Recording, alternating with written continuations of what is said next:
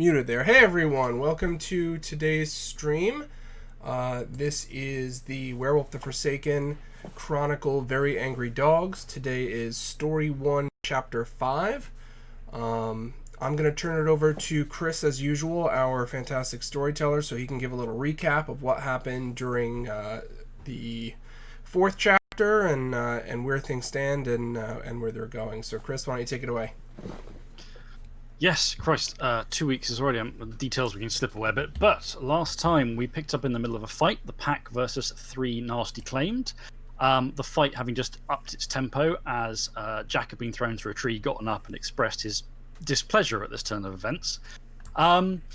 Well, how did it go? It was quite brutal. In the far trees, Thornbreaker chased down the fire spirit and managed to put her down before she could do anything particularly more nasty. And I had to ignore a chunk of her character sheet, sadly, that I was itching to unleash. But there we go. In the main part of the fray, Jack beat the crap out of the rock claimed. Then where Johnny was holding his own quite effectively against the thoroughly confused jaw and war claimed until things started to get the better, the claims started to get the better of him, then Jack came over and tore it in half. So that rather resoundingly put an end to that fight. The pack then had the challenge of what to do next. They conversed with the spirits who had emerged from the bodies a little bit, who didn't seem entirely hostile, despite having had the crap kicked out of their physical joined forms. And then approached the tree of heads, the hive-claimed tree of heads. Not a very nice thing. It said very unpleasant things, especially to Thornbreaker. It provided a bit of a conundrum what to do with it and how to take it down. The pack attempted to attack it physically with felling tools that weren't making a lot of headway. A impromptu attempt to turn it into a lightning conductor kind of worked, but the storm wasn't really kicking off. And then Jack, or shall I say Stormbringer perhaps, decided that he was going to tell the storm to turn the fuck up and hit it with lightning. And while it didn't exactly work out that way, it kind of did. And that perhaps is technicalities count. So end result is the tree got hit by lightning and died, thankfully. And that was the end of the Tree of Heads, hopefully.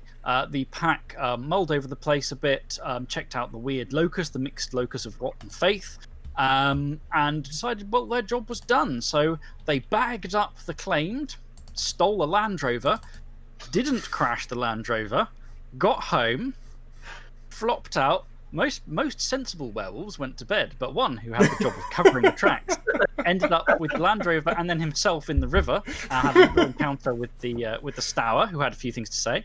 And then so next day, how had things gone? The pack had been settling back in. Jack, there was a general sense of really wanting to focus on getting the totem sorted now. Now you had your prize for the trophy hunt, as it were. Jack was getting up ready to do that.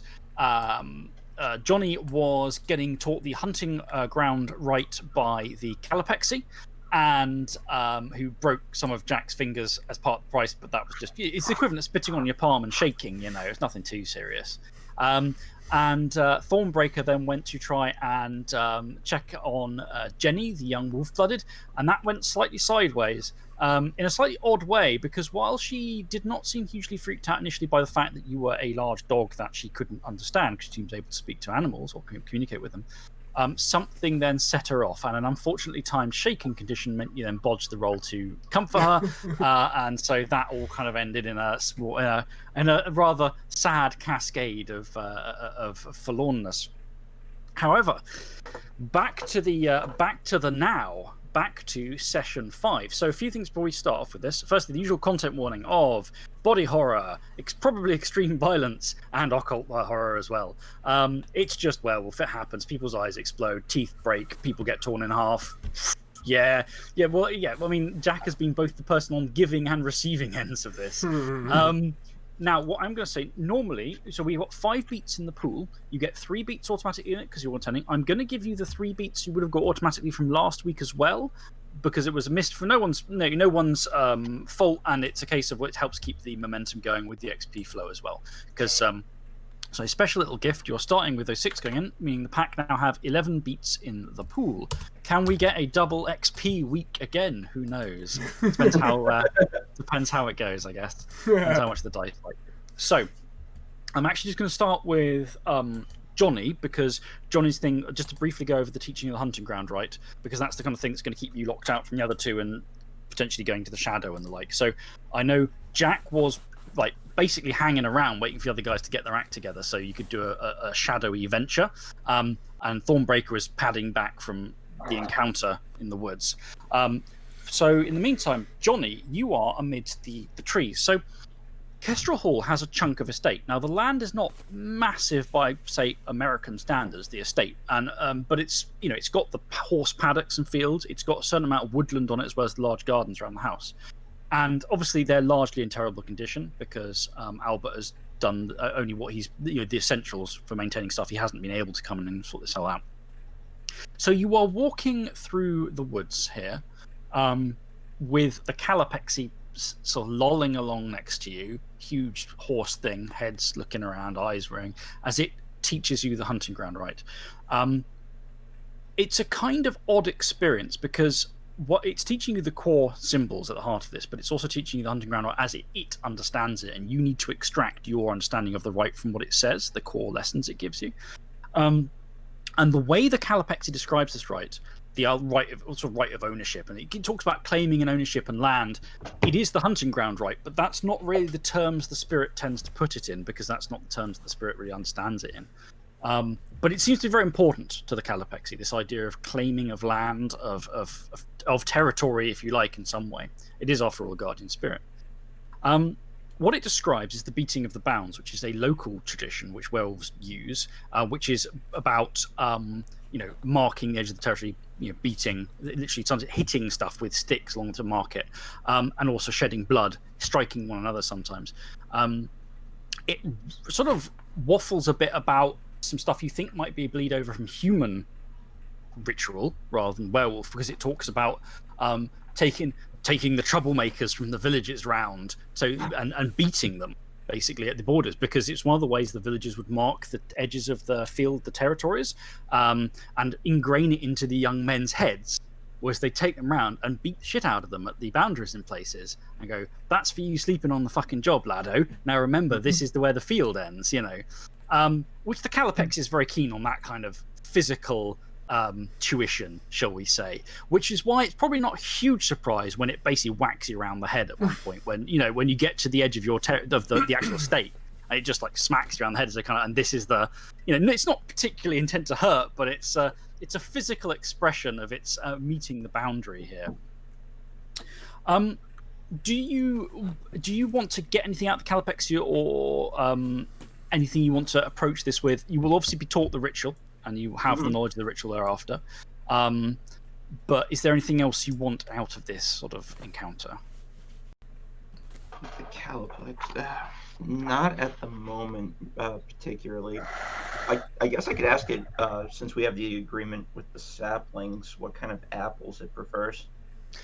Oh Christ.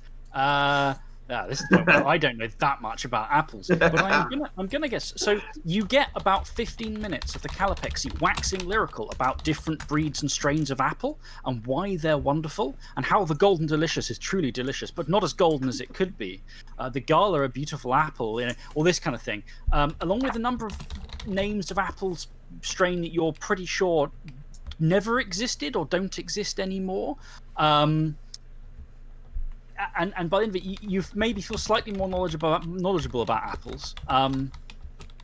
Not that that's the most useful thing ever, but yeah, it has opinions about apples, but it generally loves apples in all their brands. He talks about things like crab apples and sour apples and stuff. It's entirely happy for apples to be things that are basically inedible. It particularly, however, does approve of apples intended to be turned into cider. Okay.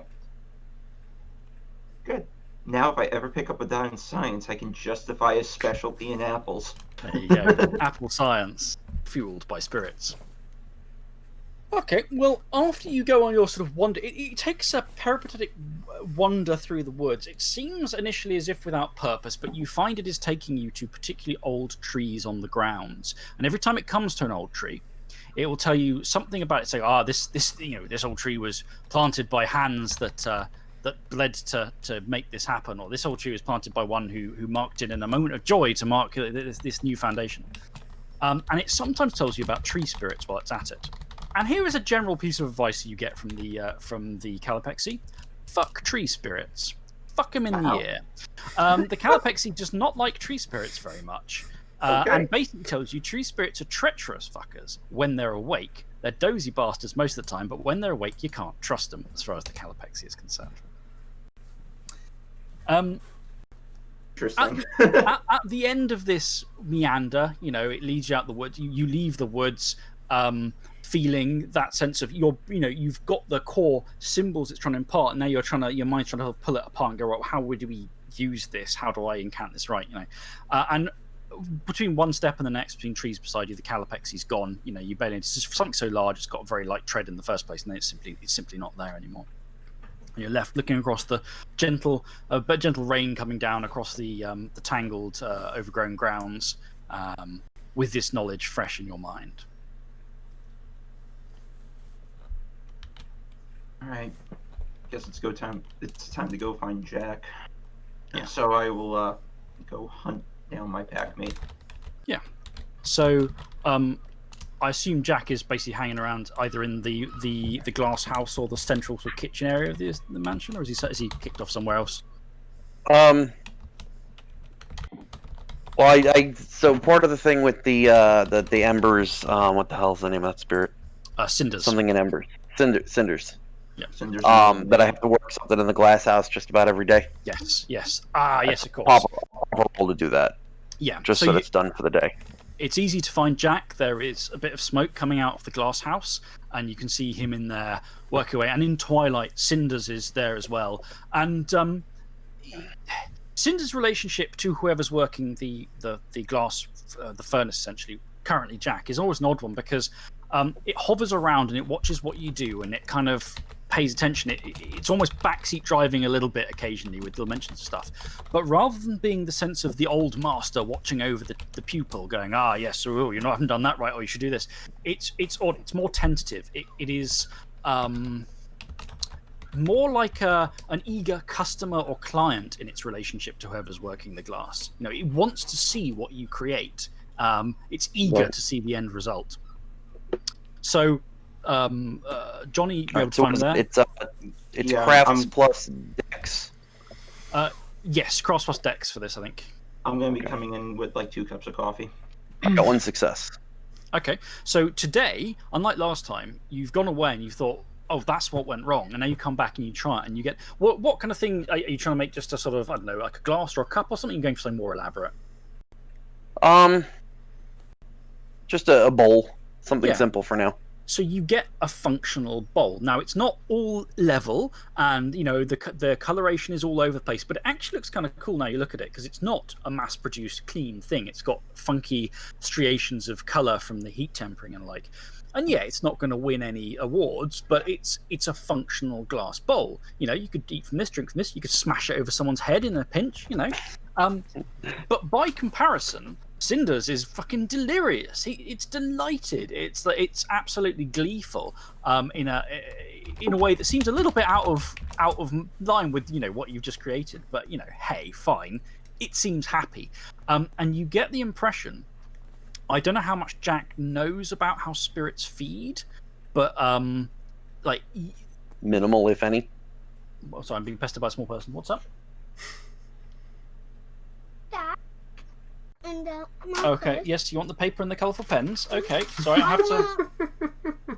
I want to draw a ladybird firefly flag. A ladybird firefly. And firefly. There's going to be a ladybird and a firefly drawn. I hope you'll call that. Slime. Oh, a I was about to say it firefly. sounds like a maggot. Yeah. Anyway, so yeah, it's just literally it's essentially feeding. It's drawing sustenance from the act. You've done enough of a success with this. It's actually getting its sustenance from it. Okay. So yeah. So Johnny's. What kind of essence is left in our locust there, by the way? How much was left? Yeah. New days. I think. Did you guys drain it in the morning? I can't remember. I don't think you did. I think we did it last night. We drained it pulled last last night. night. Okay, so there's 3 more points in there today. No, hold on. Right, Is it 2 dot or 3 dot? think it's a 2. 2. I think it's 2. So there's 2 more dots. I think so. It gains its. Rating. Is it 3? I can't remember how many it gets.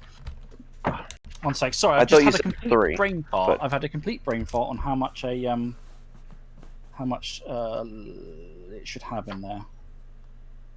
It's a bit odd. I don't know why I've forgotten that. Okay, 72. Let's get this right. I think I'll say it's 3 in there, probably, if I can't find the answer. I can't find the answer quickly, so there's 3 dots of essence in there. All right, I'm gonna pull 1. Okay. Just because I'm running, still not topped up yet. Yeah, you guys were quite... And there's a sensation when you're low on essence. It's not like you feel drained, it's just like you do feel a bit like the batter is a bit low. You feel like you could have more power. Thornbreaker, are you meandering back here as well at this point, or do you have any other destinations? I think at this point, Thornbreaker's back, and when he walks in and finds Johnny and Jack in the glass house with a cup of coffee in each of their hands, he just takes the cup out of Johnny's hand and has himself Smart. a drink. Smart. Jack will fight you over his coffee. Brother or not, I'll fight you over my coffee. Pack status is a thing. Pack status is a thing. That's fine. I'll be the low man on the totem pole. Someone drinks the coffee, and someone's coffee is drunk. 2 types of people in this world. Yeah. Those who get to drink the coffee and those who have their coffee stolen. Cinder's through illumination is like looking at this coffee shifting. Looking, obviously, is a vague term for a thing made of fire and glass, with a faint sense of confusion, but otherwise, I'm not too worried about where it's going down. However, it does. Once you're all in, it's hovering at the edge of your little coffee off, with the air of someone who wants to say something, but is too timid to actually butt in and say it.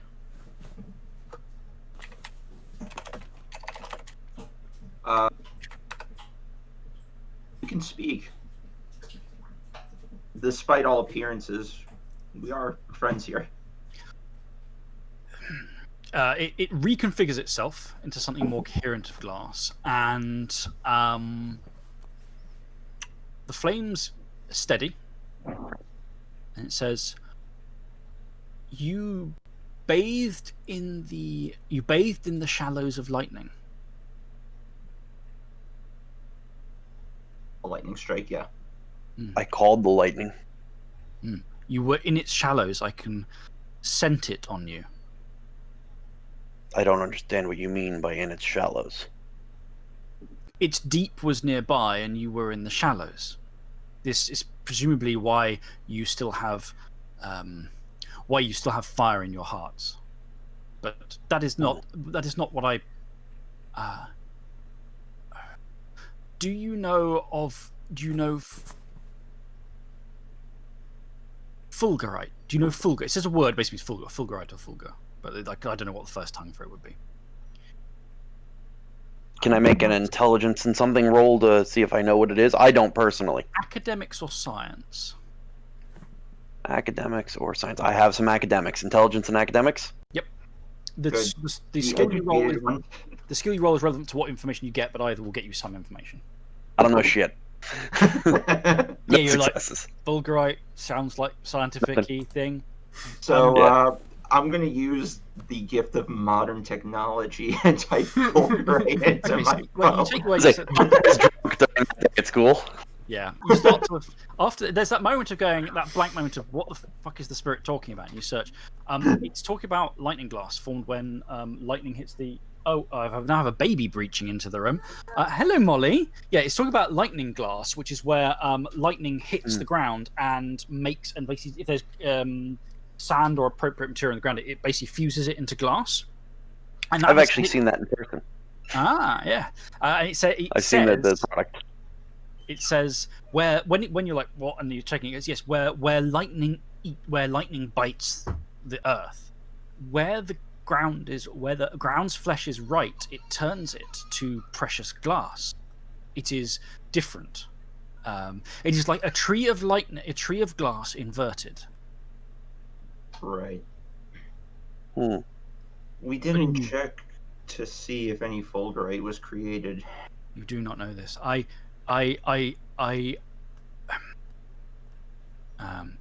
If you would get if you bathe in the shallows of lightning again, and you find the inverted tree of glass, inverted tree of flowers of glass, I would beg you to give them to me, and I will work service for you in return.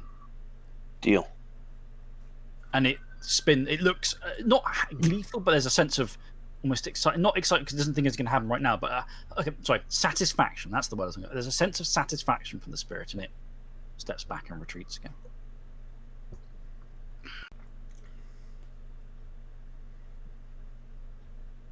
Thornbreaker looks at the other two and is ready to move on to the next point and says, "So what's our plan regarding a totem?" Well, we need to find one. I just learned the hunting ground right from the Coliplexy. Interesting fellow, but if we don't have a totem, I'm going to botch it entirely. It's a key symbol to the right. So let's get one. We're overdue. We have two options. Either we can wait for a storm, or we can reach out to one of the friendly packs and see if one of them can call it. With a storm in the area, there'll be storm spirits to commune with and to converse with, and possibly to bind to us and ourselves to it. Oh, I'm sorry, go on.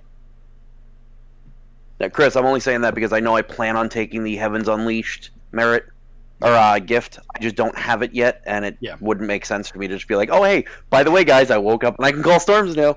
Yeah, and that's. I think you need. Was it you're going to get a dot of glory when you can to get that? Am I right? Yes. Yeah. Do you have the XP? I'm taking a dot of glory. Do you have the XP to buy glory? It's 3 XP, right? Yep. Then yes, I do. Okay. So I guess the first thing to do is we can call my my loon touchstone, who may be able to get the spirits we need to give us the renown. Yeah. But that's probably best done at night.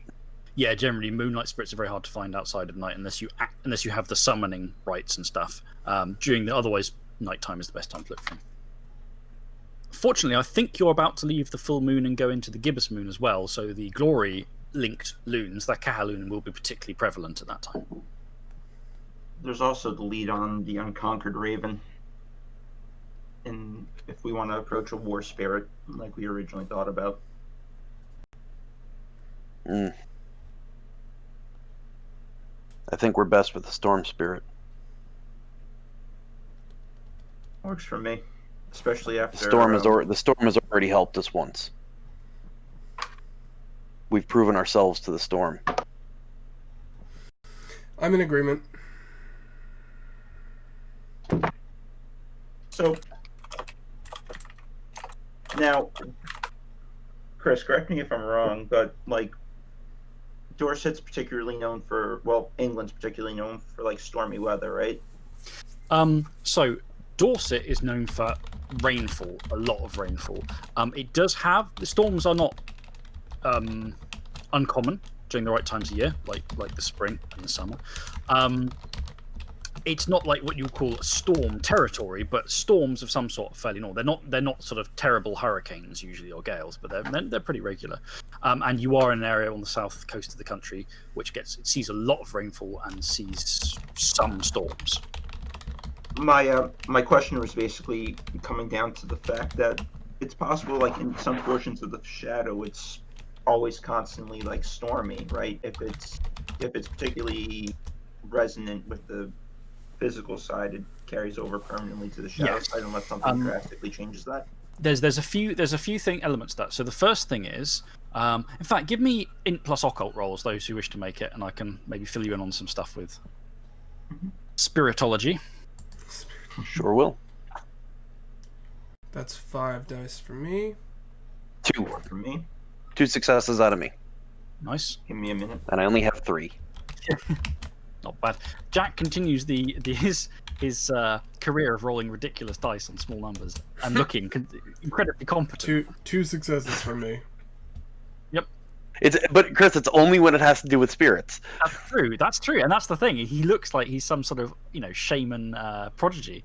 Okay, 2, 2, 1. Pulled it. Yeah, I pulled one. Might be worth investing in that some so he even gets better at that. So between the three of you, the things so some spirits obviously are associated with phenomena that come and go, and some of those spirits will not last very long, but there will be longer lasting spirits that endure, including quite possibly various types of weather spirit, some of which may partly be storm related. For instance, you had mentioned to you, I think, by the Stormbird, the Lord of Storms and Rain, as some sort of overarching, some sort of higher ranking spirit in the area. So even if it is not stormy, you may be able to track the attention, or you may be able to find where some of those weather spirits roost. And some of them may not be storm spirits specifically, but there may be some that are part or more significantly storm symbolic. As long as they have enough, there's 2 ways they survive. They need a locus, or they need enough symbolism linked to other forms of weather to draw essence, even if it's not stormy, or they just go to sleep in between storms, and then wake up again whenever there's a storm. So for something like that, it would be advised for us to build, like, say, a lightning rod, things like that. Certainly one thing of making things resonant for a spirit. Yeah. I'm gonna call Mary. Does she know of any locations in Dorset where, or in local history, where it was known for, like, old shamans and druids to conduct rites to summon weather phenomena? Okay, so if you give her a call, Mary it's like you get her sort of on the thing, speaking slightly. She sounds like she's in the office and trying not to speak too much about weird occult bullshit around normal people. It's like, okay, fine. Well, okay. There's a place called the in the southwest of the Vale, on the edge, on the chalk hills, I think, called the Miz. It's an old maze. Well, I say maze. How to explain it? It's like a labyrinth maze, but it's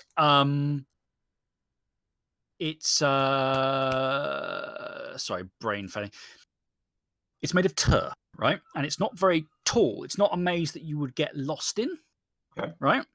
And it's let's try to find the specific location for it here. So anyway, there's this maze people made. It's like a labyrinth out of turf. Now you can see over it. You can walk around. Anyway, people used to say that it was made by witches, and witches would go there to do their work, to summon bad weather across the area, or good weather, to curse people, and all that. And it's it's the southwest. It's a fair bit south of Sherborne. It's nowadays there's not much to look at, but apparently there were these they said there were these, like, the monks did something weird there afterwards, which is very strange. They got something out of a real sort of horror movie-esque thing where the local monks would do some rites there. Very weird. Why they're using some old pagan site for it or whatever, I don't know. Anyway, sorry, I'm rambling at this point. Point is, that's the place that comes to mind. Does that make sense? That actually helps out a lot. Thanks, Mary. Okay. So I have a lead on a potential location. However, I don't like how she said it's called the Miz, which to me makes it sound like it might be part of the Mizgast's territory.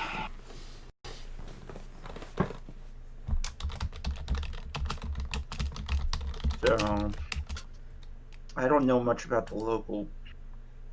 Did Great Aunt Claris have any maps of the territories mapped out? of the various? Digging around a bit, yes, but they're quite out of date, and they were very like. You think they're probably like the map is from the early 1900s. So. Yeah. Okay. No, that's not applicable anymore. Spirit Wardens might know if that's part of their territory. It's on the other side from the Spear Wardens. It's south of the Fairfax Dogs territory. Oh, no. So maybe the Fairfax Dogs would know better. They've got bone shadows among their numbers, so that makes sense. If that, hopefully that location isn't tied to the Mizgas, but with a name like that, I'm a little concerned. But that could be a potential lead where we can hunt down a weather or storm spirit. I'm hoping that the rites were done enough there that there was enough resonance to carry over to keep spirit sustained for a very long while. Okay, so yeah, Only one way to find out. Yes. So rough summary of the options you have at the moment. 1, wait for a storm, go through, try and grab a storm spirit. 2, actively now go and look for storm spirits or weather spirits who might know where they roost. 3, 1B, do stuff to make it more attractive for storm spirits in the area, if you are hoping to wait for a storm or summon one. 3, get werewolves to summon one for you. 4, go and check out the Mizmaze. I think was the rough set of options you're looking at.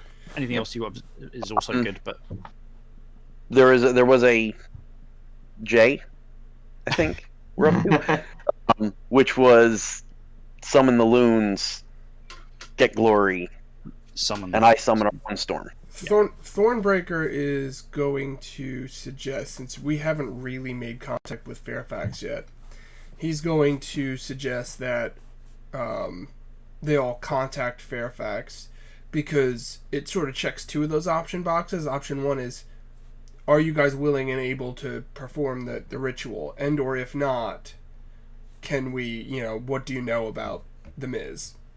And then we can weigh our options and see if they're saying yes, we can do it, but the toll we're going to extract is an unreasonable toll, but we'll tell you about the Miz just as a show of friendship, then maybe we pursue that. If they say, yeah, we'll do it, and it's not going to really cost you much, we'll take some essence from your locus or whatever it ends up being, then that'll be the quickest path for us, and then we can always explore the Miz later on once we have a totem. Or the totem may even know about the Miz. So I think contacting Fairfax makes the most sense at this point. Okay. Generally, for making a phone call, unless one of you specifically wants to do it, I'll assume someone's calling them on like an open, loudspeaker kind of call, so anyone can chat as well. Mm-hmm. Yeah. Yeah. Okay. So if one of you want to call that while you figure out what you're doing, so the number you've got rings through, and so someone picks up, speaks. The voice is that of a deep woman's voice. Quite how to describe it without seeing it doesn't matter. So yeah, after a minute you hear a voice going, "Who's this?" Weren't we supposed to ask to speak to somebody specifically? I just forgot. No, we were just supposed to ask to speak to Fairfax. Yeah, to speak to Fairfax, yeah. So Thornbreaker chimes in first. We're looking to speak to someone from Fairfax.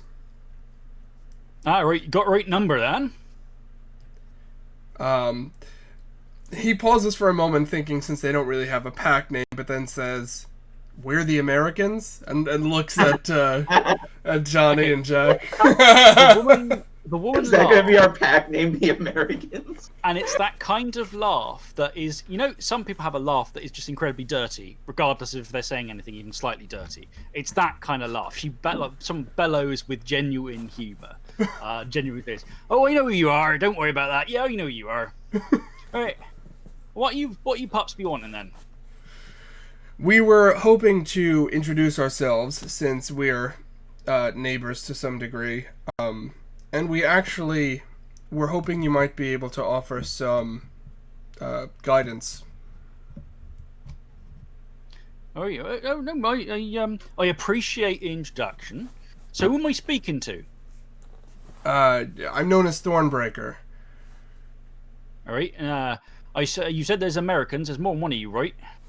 Yes. Other pups on the line, or is it just you? I'm here. This is Johnny. Johnny is Stormbringer. the one who inherited Kestrel House, and Stormbringer is our alpha. Stormbringer. That's an interesting name. Stormbringer and Thornbreaker. Very bold. I'm Prayer of Castigation. And it's a pleasure to make your acquaintance. So, what brings you pups calling to the old hag then, eh? We are actually seeking assistance in trying to make contact with a storm spirit. We're looking to establish a totem for our pack. Why?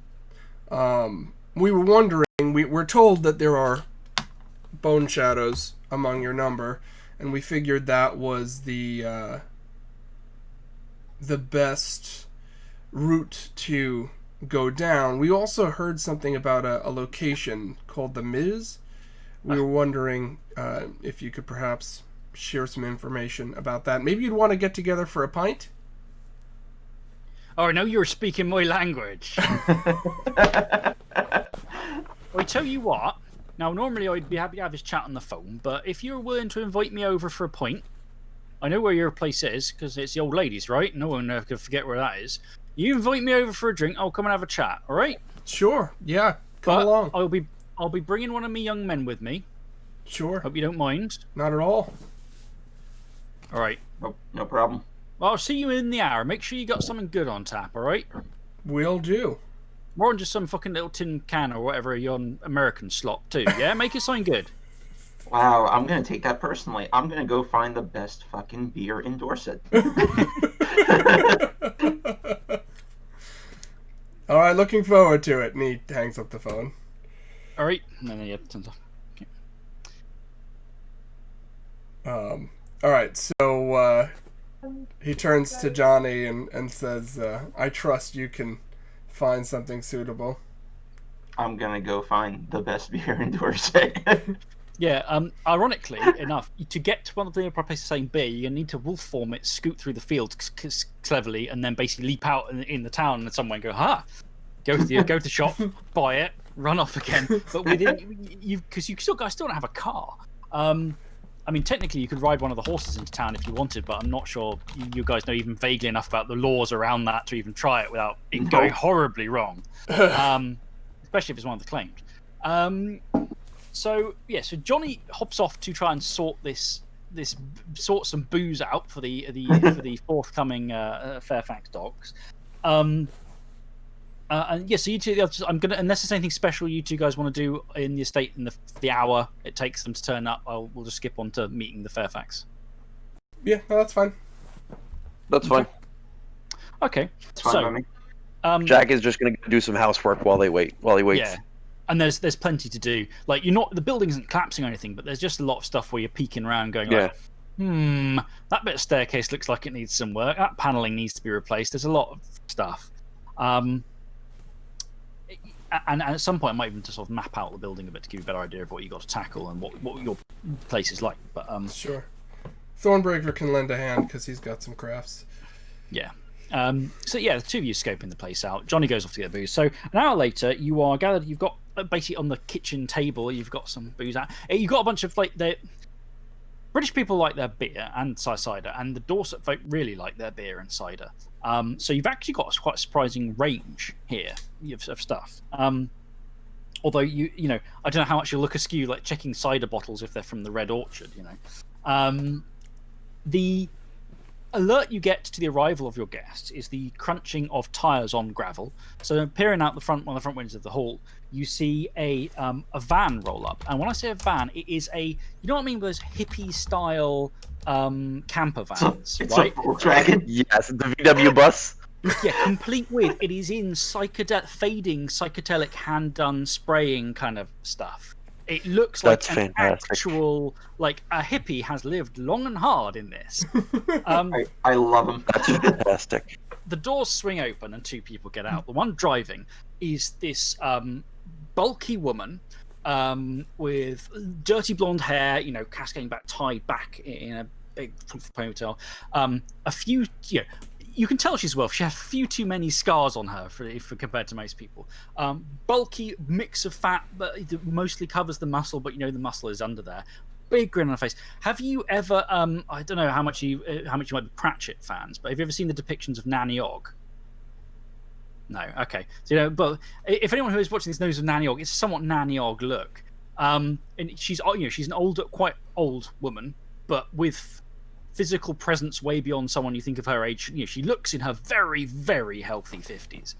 The young man with her is a younger subcontinent chap, so Pakistani or Indian ethnicity or looking guy who is solid frame, more smartly dressed. The woman's just clad in some stuff she's thrown on that looks very much paint and stuff spattered. Looks like he's trying to look smarter and looking around in a kind of aware kind of way, whereas she's just grinning with amusement. He looks like he's paying a bit more attention to threats and dangers. She hops out the door. When she sees one at the front, goes, "All right, my lovers, how you doing? Nice place you got here. It's good to see it in the flesh rather than having to scout round it for fear that some face-eating horror from the elder days is going to leap out at you, Truth. Truth. When she asks how they're doing, Thornbreaker smirks and says, "Better now that you're here." Aye. Well, this here is Silence. He's one of the young men in the pack. He's here to just keep an eye on me, make sure I don't get in too much trouble, I'm Prayer Castigation. Yeah. I'm Prayer Castigation. And I'm here to help you with whatever little questions you need helping with. As long as you keep my my cup filled with something alcoholic. I have a pint of beer ready for her. Ah, good. And she saunters up, and she's looking around. She's like starts to take in the building. Again, you get the impression Silence is scanning for threats, and she's just taking in the sort of the situation. Steps up, follows you in, looks, literally stops to sniff at the threshold and around. Yeah, old Biddy's been gone long enough now. The stench ain't too strong now. Well, must be. Hopefully that's livable for you lot. I imagine the place stank of blood and dead people when you first turned up. Yeah. Just a little bit. Nasty. So lead her through the kitchen, sit down with a drink in the relative the quiet of the kitchen, and she noisily downs the first pint, and starts getting it repoured. All right, well, so a bit of formal introductions then. I'm here on behalf of the Fairfax Dogs in response to your request for a chat. Obviously, Silence is here with me as my packmate, and I'm glad to see. I am thankful for the hospitality you were affording me and he. I swear not to cause you any harm or trouble that is not provoked by you by malicious action. But let's face it, I don't think you and I both don't think that's going to happen. No one's going to be stupid here. So, the beer's not too bad. No, it's not bad. All right. So, you want a storm spirit as your totem. Am I understanding right? Thornbreaker nods. Yes. And you're wanting to explore your options for finding such a spirit. Well, do you have such a spirit in mind? I'm guessing not, because you were asking about Ms. Maze. No, we don't. Not yet. But I figured Ms. Maze might be a location where we can commune with one. Well, I'm going to ask you a question, maybe that might frame this in a bit of a different light, but it's an important one to understand. In looking for this, in this totem, what you're looking for, how do you want to claim them? Because there's a difference between you waiting for Storm and seeing the little sprites come dancing down, and you deciding you're going to chase one down, tear it down, and declare to it is your totem and binding, born in adrenaline, blood, heat, fire. Got it. You're asking if we want to do it forcibly, or you go in and you finding one and you making a deal with it. I'm not saying one's better than the other, and depending on what you want, different means give you different. Totem's more and less than a friend. It's more and less than family. It's a strange place it lives in, you know. And so what you want it to be to you matters in how you go about making it yours. We are known by some for our strength and ferocity. We are looking to acquire a spirit that will be a worthy banner to fight under, and therefore it is likely that we would be best suited by showing a spirit our strength to acquire it as a totem. So, my word of warning for that. Just and again, I'm not just trying to dissuade you from it. I'm just giving you all the facts. Is if you do that, you find some beast of lightning, and you say to it, "You're strong enough for it to be your totem," and you'll prove it in battle. And it says, "All right, come and have a go if you think you're hard enough," and you show you are hard enough, right? Is that'll be who you and it are all the time to one another. It'll want that from you, and it'll want you to show that to others. And so if that's what you want to do, it's something you got to be prepared for, is that you are riding a tiger, as it were. And there is power in doing that. There is power in seizing something violent and fierce like lightning and saying, "You're mine, I have leashed you." There is power in it, but you've got to remember you're holding a leash. More so than the violence, I think what we want to embody is dauntlessness. The unchallenged strength and unconquerability of the storm. More so resilience than strength, if that makes sense. The unbroken storm, if you will. Well, boy, I'll say you this for you. You got a good enough tongue here. I'm just looking for a moment to your fellows here. I'm not trying to insult you. I don't want to challenge your pack, the way your pack works. But a totem's a matter of the pack, not one. So I'm just looking to these other two boys here to see if are you nodding along with this because you think he's right or because he's the talker. I think he's right. I'm not. By forcibly hunting down and finding a totem that sends a message, both positive and negative, out to the rest of the county. But I like the idea of Thornbreaker's idea. Don't fuck with us. We're unstoppable, resilient, and we won't ever stop. We're the oncoming storm. You can run. You can try and hide, but we'll still tear it apart. Sounds like you are roughly of one mind on this. That's good. That's good. Or if you aren't, you at least understand what the minds of each other are enough to speak in unison. That's good. I'm impressed. I'll be honest. I didn't have a great expectation of you lot, but you know. I don't mean that to insult you. I mean you're three American werewolves stuck in the middle of fucking Dorset. It's not where I'd go. I gotta tell you, I'd be in fucking Miami or one of them Las Vegas or some shit. You know, that's where I'd be. But hey, you do you. It's a rare thing to be going this way, isn't it? All right. Well then. In that case, you want to prove yourself to a spirit. But the problem you're going to have is this. You want some badass motherfucking spirit made of raw storms, death, and the general black cloud on the horizon is going to scare the shit out of everyone. But you're three pups, and you're not going to be able to keep something like that in check. It's not going to respect you. You're going to have to start small. It doesn't have to be not what you want, but it's not going to be some giant fucking storm spirit coming along stomping on everyone, all right? It'll be something more, I don't want to say small. No, I don't want to say babyish. I don't want to diminish. On just a little black rain cloud hovering under the honey tree.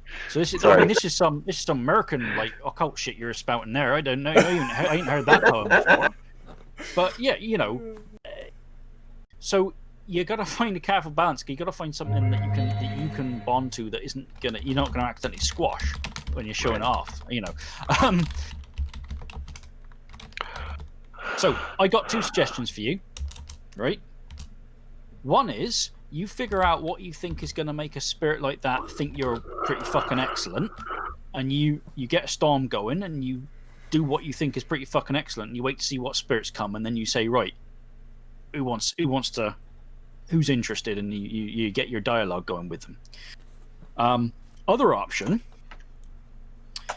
is you go to one of the high ups, and you say, I'm going to be very polite to you, Mr. Big Spirit, but not so polite as to make you think I'm some sort of walkover. I'm looking for someone of your court to serve as our totem. Could you give me some pointers? You got any suitables? Right. Problem with the latter one is they might try and fob some stuff off to you that's too much of an ass for them to deal with. Got it. But it will mean you get someone that is all the paperwork signed and I's dotted and T's crossed, right? If you do the former, you get that spirit, you get that storm going, you see what comes down, and you say, come and have a look at us, won't we fantastic? You'll get a spirit that's right impressed with you, hopefully. And you'll need to show it, you'll need to challenge it, you need to make it think that you really are pretty fucking awesome. But obviously you're leaving it a bit more up to chance as to what exactly you get. Right. You can shape that with what you do, right? You can shape that with how you go about it. But I'm guessing you ain't got the occult, the mighty occult fuse, shall we say, to haul a storm spirit through here with some rights and say, right, fucker, this is an interview. Are you what we're looking for? Correct. No, unfortunately. So, I tell you this. On the first front, if you want there to be a storm, now none of my lot can do that for you. We ain't gonna be imagining up no fucking weather for you. Your best option is to petition one, get a more powerful weather spirit to make a storm, or do it yourself if you know the tricks. Or you just wait. I mean, there was a storm yesterday, and I wouldn't be surprised if there's going to be another one later in the week. But leaving it a bit more up to the open.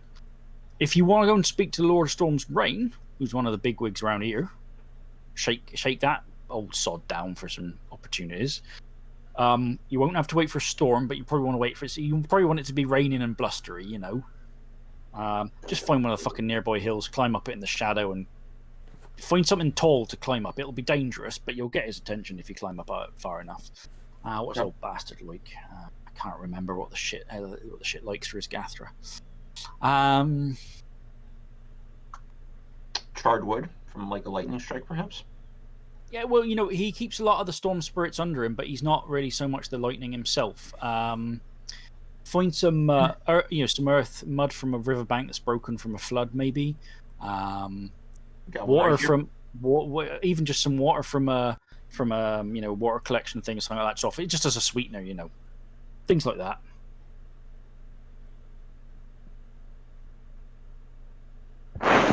Now, has that helped you at all? I think so, yes. I have a question about the Miz. Is that Mizgas territory? Well, yeah, although, technically. It's a bit of an oddity. They don't actually claim it as their territory because they can't. Right? Okay. It doesn't work like that. It doesn't. It's not. Various packs have tried. It doesn't work. No one can claim it. It's not. It's not something that can be owned like that. It's a weird space. The witches and sorcerers and all that used to use it to do their magic. They call it like the witch's corner.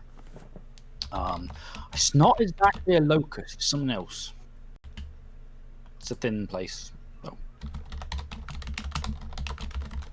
All right, good to know.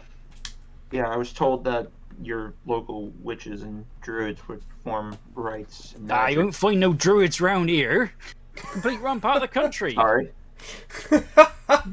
They all died in Wales. Romans chopped them all up. Got it. All right. But yeah, human sorts used to go and poke around there a lot. So yes, Enough. this was helpful. This was helpful. All right. Well, I won't keep drinking all your beer if I'm not needing more. Are you happy? So you good? Shall we head off, or you need anything more from me? I appreciate it, and if you, I know we're just pups, but if you need a favor in return, he holds out a hand. She shakes it in one meaty hand. Shakes it. Well, I think. I mean, I think the beer is pretty much good enough for anything, but we'll see. We'll see. Please take some for the road. I'm driving, Thornbreaker literally well over what should be a limit, but sure. She's a fucking werewolf. It doesn't, Thornbreaker literally giggles at that.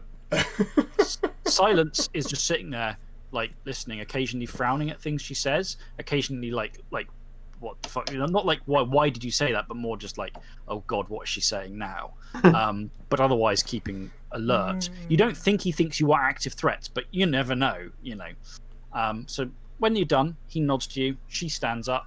Right then, we'll be heading off. Nice to meet you, folks. We'll be again soon, I think. So out of game, I think silence is an Araka. So I'm going to greet him with an Araka thing. In first tongue, I ask him, "How would you do it?" He looks at you. He doesn't smile. This is not a man who has seen humor in his life from more than 3 miles away. He looks at you, narrows his eyes, and says, revealing that would spoil it. I would no longer be able to do it in that way.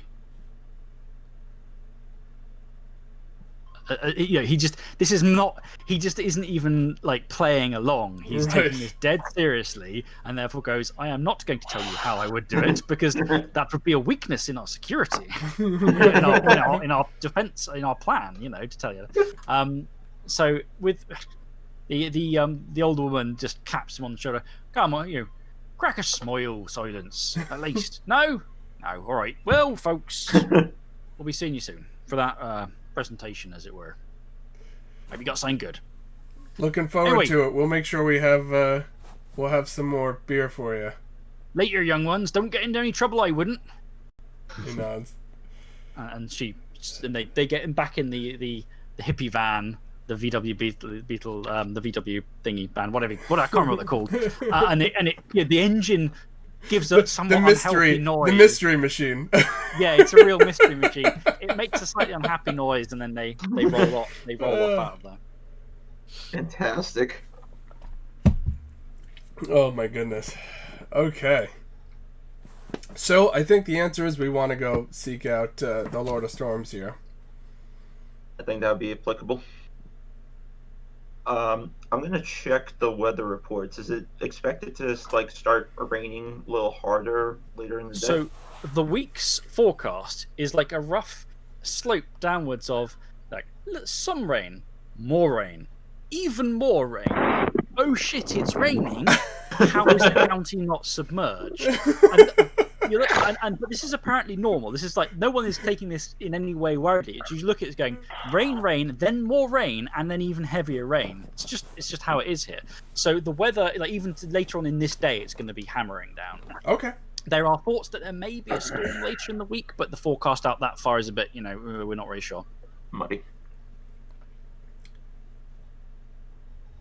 So later in the night, we can go out and find a really big hilltop in the shadow. Yep. And I'm presuming Stormbringer also still wants to call down a loon to get some funky marks carved into him. Okay. Sorry, can I go collect some mud from the river? Yes, on the riverbank, like where it was really flooding. Yeah, you find a whole bit where it was, almost flooding the previous night when the Land Rover went into it. There's a lot of loose riverbank mud over there, as well as further down the thing, a local council recovery team and some police and stuff going. Well, I can't, the things because someone crashed a fucking car into the river, and so they're like trawling the river, going like, is anyone dead? Are there any bodies in here? And when you go down to collect the mud, like one of the places, like, excuse me, sir, could I just ask you, obviously, are you staying in this building, this staying here and stuff? Can I ask, did you see, were you aware of any trouble last night or any loud? And they give you a very brief, they're not too heavy about it, because obviously I presume you go, I ain't seen nothing, governor, basically. Like, oh, sorry to bother you, just want to check in case, because someone crashed in and we're very well, it was a stolen vehicle. We think it may have been one of the youths from Gleesham joyriding, but we haven't. No idea. I was not here. I have no idea what transpired here. Yeah. I mean, yeah. So that's Pete just became the guys from Spaceballs. We ain't seen shit. Yeah. So after very carefully saying nothing incriminating whatsoever, you leave the mildly baffled policeman and the recovery crews and things like getting out. The river's slightly eased off, but the power's a fucker. It can be pretty. It's called fierce for a reason. And you head back, and then it's a case of chilling for most of the day, the remaining hours of the day, unless you have anything important you want to get covered before dark. So, Thornbreaker is going to try to seek out the young wolf-blooded again, because it's becoming a slight bit of an obsession with him, because he feels the slipping of his human connection and is trying to establish a flesh touchstone. Yeah. Can I, for the other two, are you just doing your fixing the house up generally? Is there anything specific you two want to do? Because I want to figure out my order of scenes. Well, I set up an aspiration to try to figure out more about why this was left to me. Mm-hmm. So I'm just kind of going through her records and stuff like that, whether on the physical or on the shadow. Yep. Okay.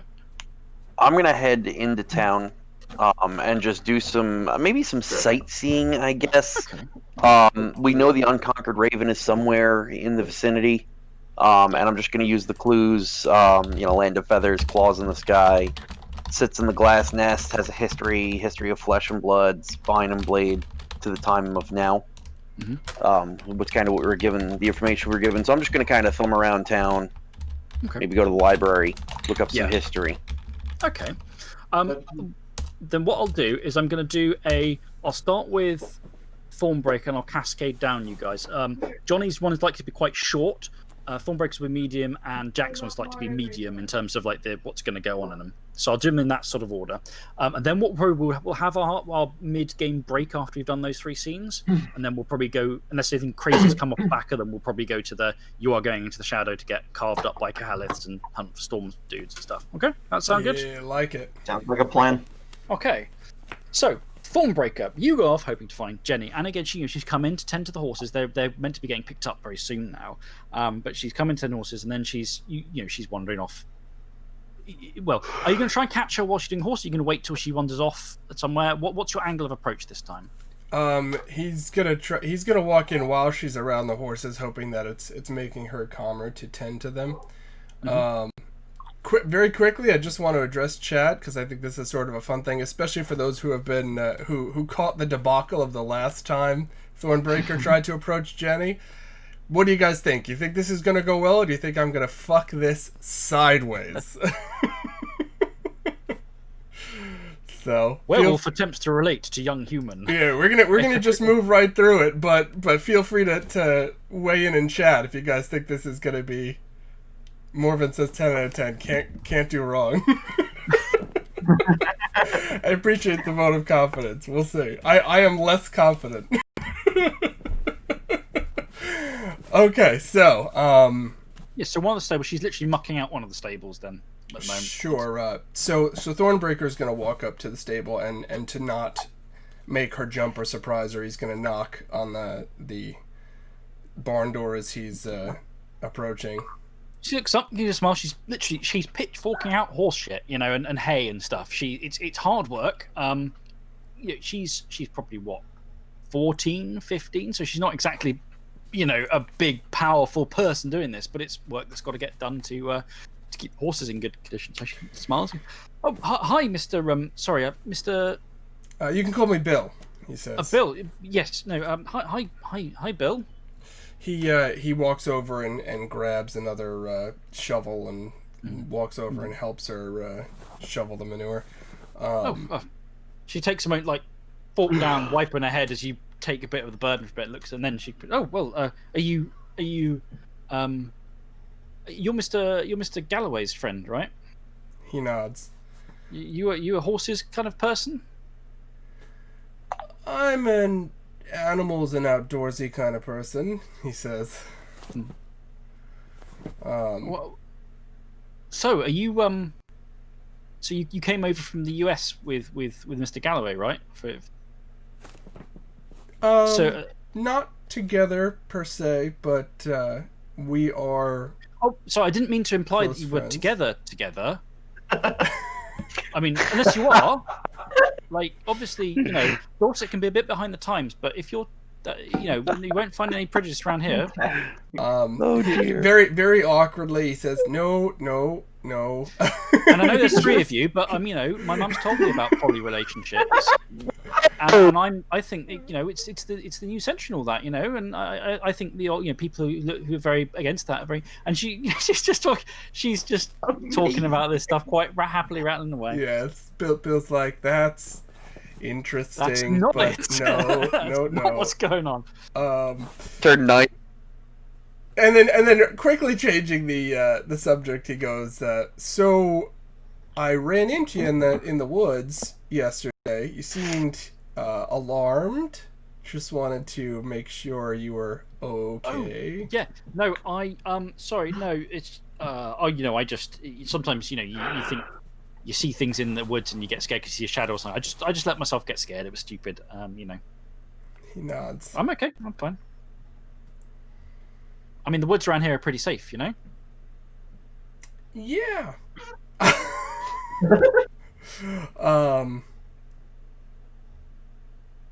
So was Bill around when she mentioned that, like, people call her a witch? I think that was just me. That was Jack. Jack was there when she mentioned it. Yeah. Okay, so but I remember Jack. I think Jack brought it up with us when he got back. So Bill's gonna just say, might have. Jack mentioned you've had some trouble with folks in town. Oh, did he? Oh, Jack seems a nice guy as well. He seems he's a really nice person, isn't he? I gotta say, you Americans, very very nice people. Some of us, Bill very says friendly. as he keeps shoveling. And she does not answer your question. Right. Talks about what a lovely guy Jack seems to be. So is there anything you could tell us to look out for while we're here? Can I have a wits plus empathy roll? Yes. Is that untrained? It is untrained, but I have 3 wits, so it'll end up being 2 dice. Okay. And because it's only a -1. All right.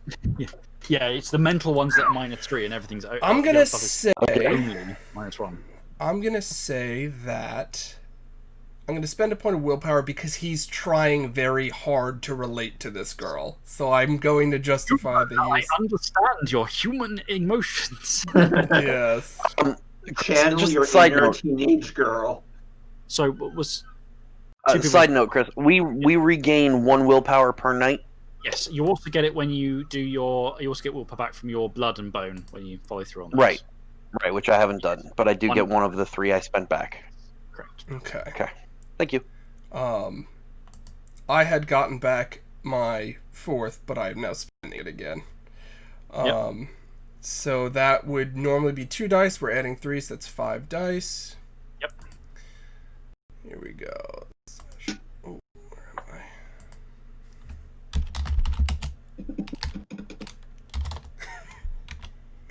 I'm waiting for the whiff. Don't wish that Just on because me. just because that's been his MO so far. Don't wish wish that I on me, could Ricky use the Bobby.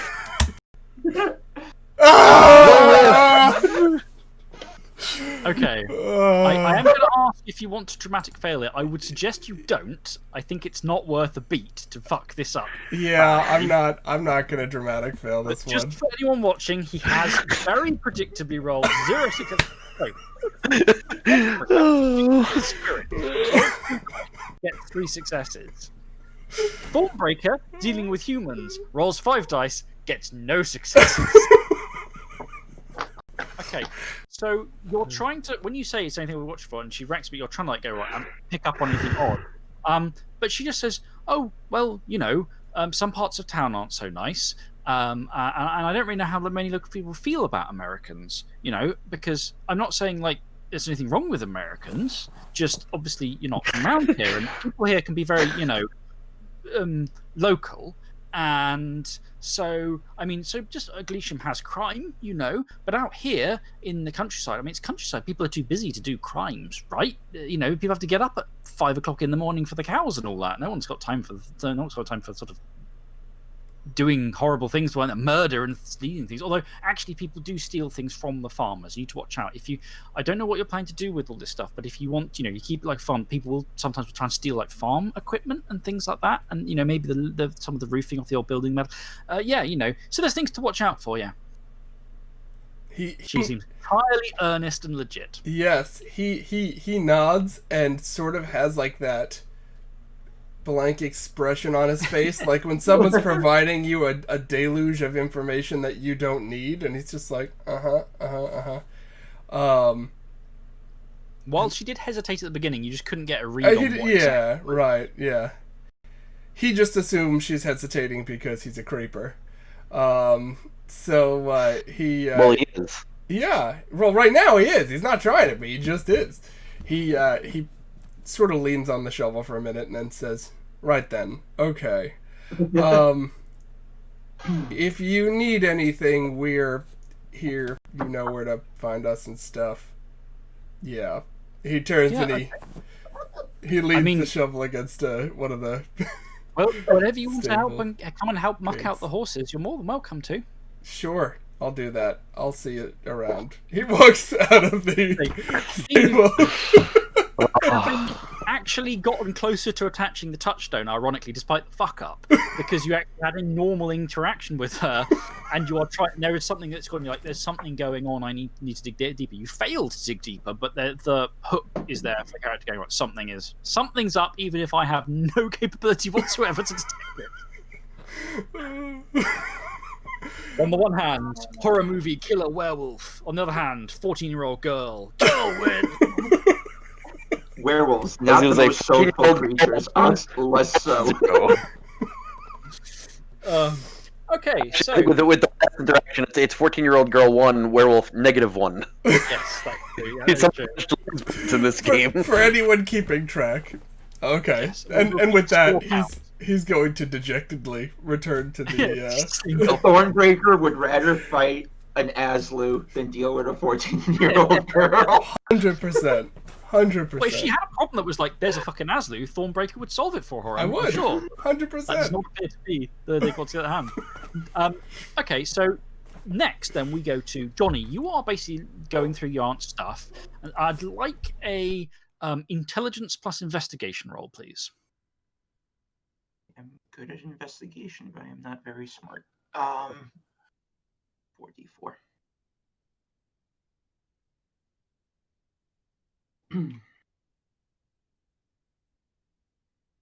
Ooh, 1 success. Okay, you are searching through your aunt's stuff, and obviously you're getting some interesting stuff here about like, oh, here's some paperwork to the thing. Oh, right, here's actually a bunch of the accounts. This is actually really useful for figuring out how the fuck much it's going to cost you to fix some of this shit or get people in to do stuff. Okay, here's some stuff. Right, okay, that's that. Okay, all these useful bits and pieces. While you're digging around, you get a couple of things out there. The first is in the more occult bullshit section of your aunt's possessions, because there's the mundane stuff and the occult bullshit, along with the blood-curdling horror little supplement at the end. But that's, in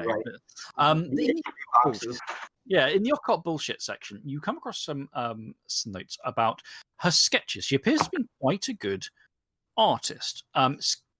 Sketches of the kestrel carvings and kestrel stone stuff around the building.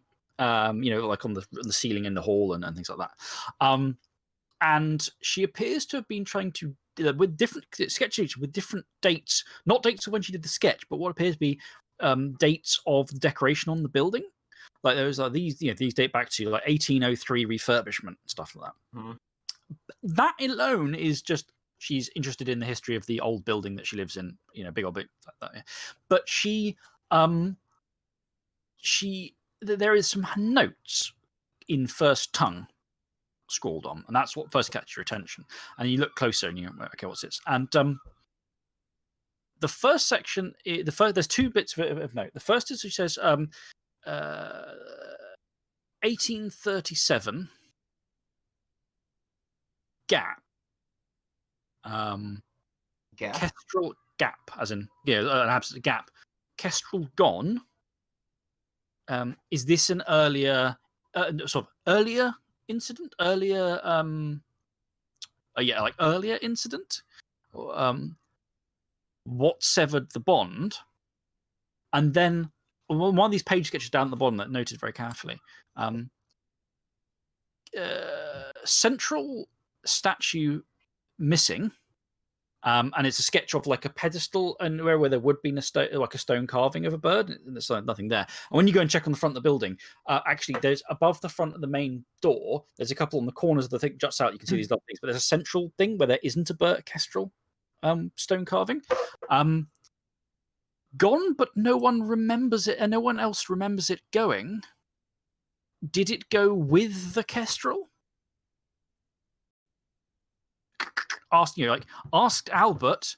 No, he the shorthand for he has no fucking clue what I'm talking about. The second thing you find is a set of quite dated, like it looks like it might probably from the 50s or 60s, optician stuff, like optometry, loads of lenses, like little lenses, like for eyes and glasses, and some kit for lensing and that. There's a sort of a tray of this stuff. You pull it out, and it's got something. And some of them are very odd. Some of them appear to be made from different, like smoked glass and things like that. Some of them look like maybe handmade, possibly in the glass house. And in it are notes on about half of them that are not in Clarice's handwriting at all. For the first time, you can tell there's a bit of handwriting stuff the first time, so she didn't make this. Basically, so he's going through lenses of going like ticks or crosses or like little notes saying like tried this, eyeballs exploded. Next lenses tried this, couldn't see anything. Next lens tried this, prevented melding of perspective, but was violently sick afterwards. Tried this, one eye exploded. And it goes to about half of this set of stuff, of these lenses, and then only half of them have had notes and things made with them. Okay. These lenses, I'm going to take one, I'm going to see, does it more or less in terms of size line up with whatever the cracked lens is now in the glass house? No, the cracked thing in the ground is much bigger chunk of glass that's shattered. These are much more things for literally putting in your eyes. They are, they're not modern stuff. They, like I said, they look like they're from the 50s and 60s. The plastic in there is horribly faded. The Bakelite is horribly faded and cracked and things. And various lenses have fallen loose and sloshed around, so some of them don't even match where the notes are. But it's a bunch of werewolf notes on people's eyeballs exploding with lenses, and some of the connections to draw are obvious. Yeah. So those are two of the weirder things you find in your search. Stormbringer, who has gone into town to do some sightseeing. Yes. What kind of sights? Is it a case of you want to go and when I say see the sights, do you want to do like I'm going to look for the cool places in the centre, or are you planning to sort of do a bit of a recce through the wider town, or anything in particular looking for? So I know that people have kind of told me, they've kind of given us the idea that this Unconquered Raven is a pretty big name in this town. Mm-hmm. In terms of the spirit. He sounds like he's got at least a lot of, if not connections, a lot of clout in the area. So I think part of what I'm trying to do is just see if I can figure out where in town he roosts, so that either we can avoid it for now, because I don't want to run amok of him until we know kind of what his deal is, or we're ready to deal with him, and also just to kind of get a lay of the land, what's in the town, because I have a feeling we're gonna at least claim part of the town as our territory. Yeah. Okay. And keep these sheep underneath our underneath our watch. I'm gonna need a couple of different rolls from you. And I'm going to botch them all because they're not spirits. I'm going to want a regular perception roll, and I'm going to want a wits plus investigation roll. Okay, regular perception is... wits plus composure, plus 1 if you're in human form. And then I'm going to need to check another dice roll that I might need you to make as well. But don't worry about that until I've had a moment to... All right, so I need 6 there. So I got, exceptional success on my regular perception. Wow, okay, well, let's open up... Well, there'll be some shinies from that. Let me pop the beat in the pot. Reg percept. And then you said it was wits and occult? Wits and... Sorry, no, investigation? That was it. Wits and investigation. Same roll? Yeah, okay. I got no successes on that one. Okay. Let's have a look. I perceive everything and see nothing. Yes. You see all things, you don't get the information. Let's have a look. Check this. All right, we have a small invader on my side now that wants to say hello to everyone on stream. Oh, another tiny person has arrived. This is Cassandra. We call her Cassie. Can you wave? Hey, Cassie. Wave. Finally, Hey. can I get a wits plus primal urge roll? Hello, Cassie. Can you tell everyone that you picked out your outfit today? We picked out our Minnie No Mouse successes outfit. on that one either. Oh, okay. With this Minnie Mouse outfit. Oh, She picked lovely. up the shorts and everything. All right, we'll let you guys get back to it. Okay, so I you really got up my wits. you potter around town, and there's a few things. Firstly, Gleesham it's got a lovely historic town little centre, and it's spilled out of there. And there's some nicer areas of housing, but there are also some lower quality housing estates. Parts of this town are not actually very nice at all. You'd estimate that it's probably not more than 15,000 people in Gleesham. Might be maybe a few thousand less, but it's still got some scabby areas that aren't very nice. You don't get a sense of hostility or anything when you're underground, but it's just, I think we've mentioned this before, it's looking run down, like it's just not really being looked after very well. So what's that going to get you? Firstly, this place, even with you're getting hammered, your keener senses are getting hammered here because there's all the smells. You've got the smells of the town and the vehicles and the crud in the streets and the smells, the fat from the fish and chip shop, the boiling fat and all the kind of smells you'd expect. There are other smells here as well. Most notably, you are pretty sure, after a bit of sniffing around, you are pretty sure, and it's mixed in with everything else. I mean, really, you want to be in wolf form, probably, to really nail this down. That there are multiple people who smell wolfy in town, probably wolf-blooded. It's too faint to be really sure, and it's mixed up with human scent. You couldn't rule out a werewolf, but the smell is just not strong enough. You haven't been able to nail down the specific patterns, but there's something going on in this town in that respect. There are people who smell of the hunt, There are people who smell, importantly. While you are floofing around, checking out the sights and things, you potter around. Was it you that Mary took to the town hall? Yes. Okay, so you're going around there, you go, there's like a little museum appended onto the archives. You go, stick in the little town museum, it'll be maybe buy something very twee in the gift shop, And you never know, it might show something up. As you're going through, you're walking through this place, and you are struck by something. As you walk in, it's a mixture of and here are some pot shards, because people have lived here for thousands of years, and mostly what people leave behind are small chunks of animal bone and pot shards. There's a few coins from past years. But the most notable find is the very... how when they old bits of metal work from past bits, they end up weirdly twisted because they get crushed down in the weight of the earth. So when they take them out there's something really weird twisted, almost quite silvery. You think, is that silver? You're not sure, but you look at it. And it's the... Look, it says it's the standard top. It's the top of a banner, of an Aquila banner, of a Roman legion, one of the Roman cohort Aquila banners. It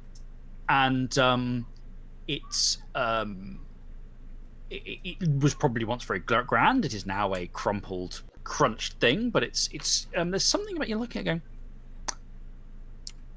that, and you get the weird sense. It's because spirits do stupid bullshit to people's sense. You get the weird sense you're looking at it of like there's something off, and then when you look away from it, the impression of this crunched wing space stays in your vision and unfurls itself, and there's a spirit in twilight, perched on the back of one, now on atop one of the other nearby exhibits with a bunch of Neolithic, flint tools. There's a spirit. It is it looks odd because it's obviously not directly reflective of any real bird. It's slightly corvid, slightly, hawk-like. Its feathers are a mixture of black and like gleaming silver, and black, almost like obsidian black. And the eyes are golden. And the spirit just sort of eyes you in a very bird-like fashion, from peering at you with one eye tilted.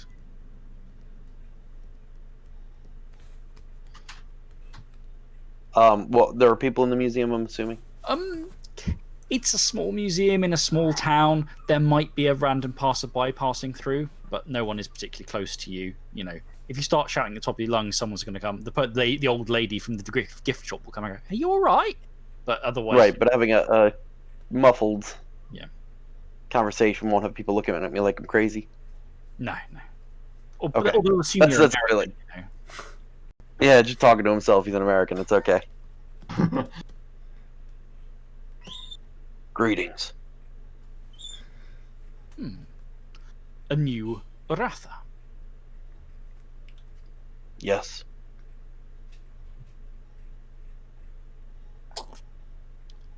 Do you have a pack? Are you here to claim this place, or are you a traveling hound? We have a pack. We have not yet claimed this place, but we are in the process of doing so. Then the old wolf has died. She has. One of her relatives is a member of my pack. He's come to claim the land in the human ways, and we've come to claim it in the ways of the spirit. To whom do you pay allegiance? Out of game. Do I have a totem yet? Maybe. Okay.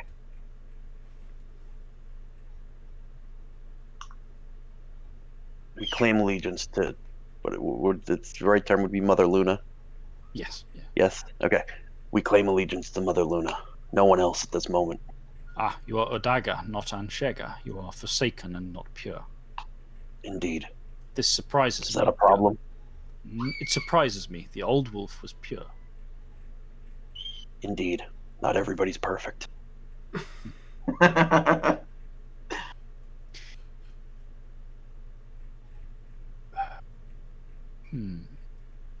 What? Jack has some prejudices. What can I say? Well, they're dirty pure. It's okay.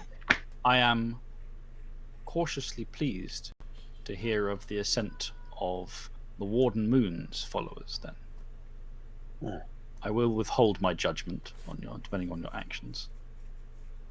But I have no love for the totem lords of the Anshega.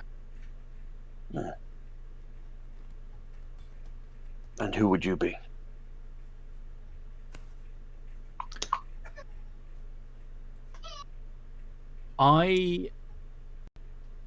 It hops on its 2 feet, and you see the feet are literally the claws on the feet, almost silvery, almost like daggers on the claws, rather than just little normal things. That hop slightly on its ephemeral perch. I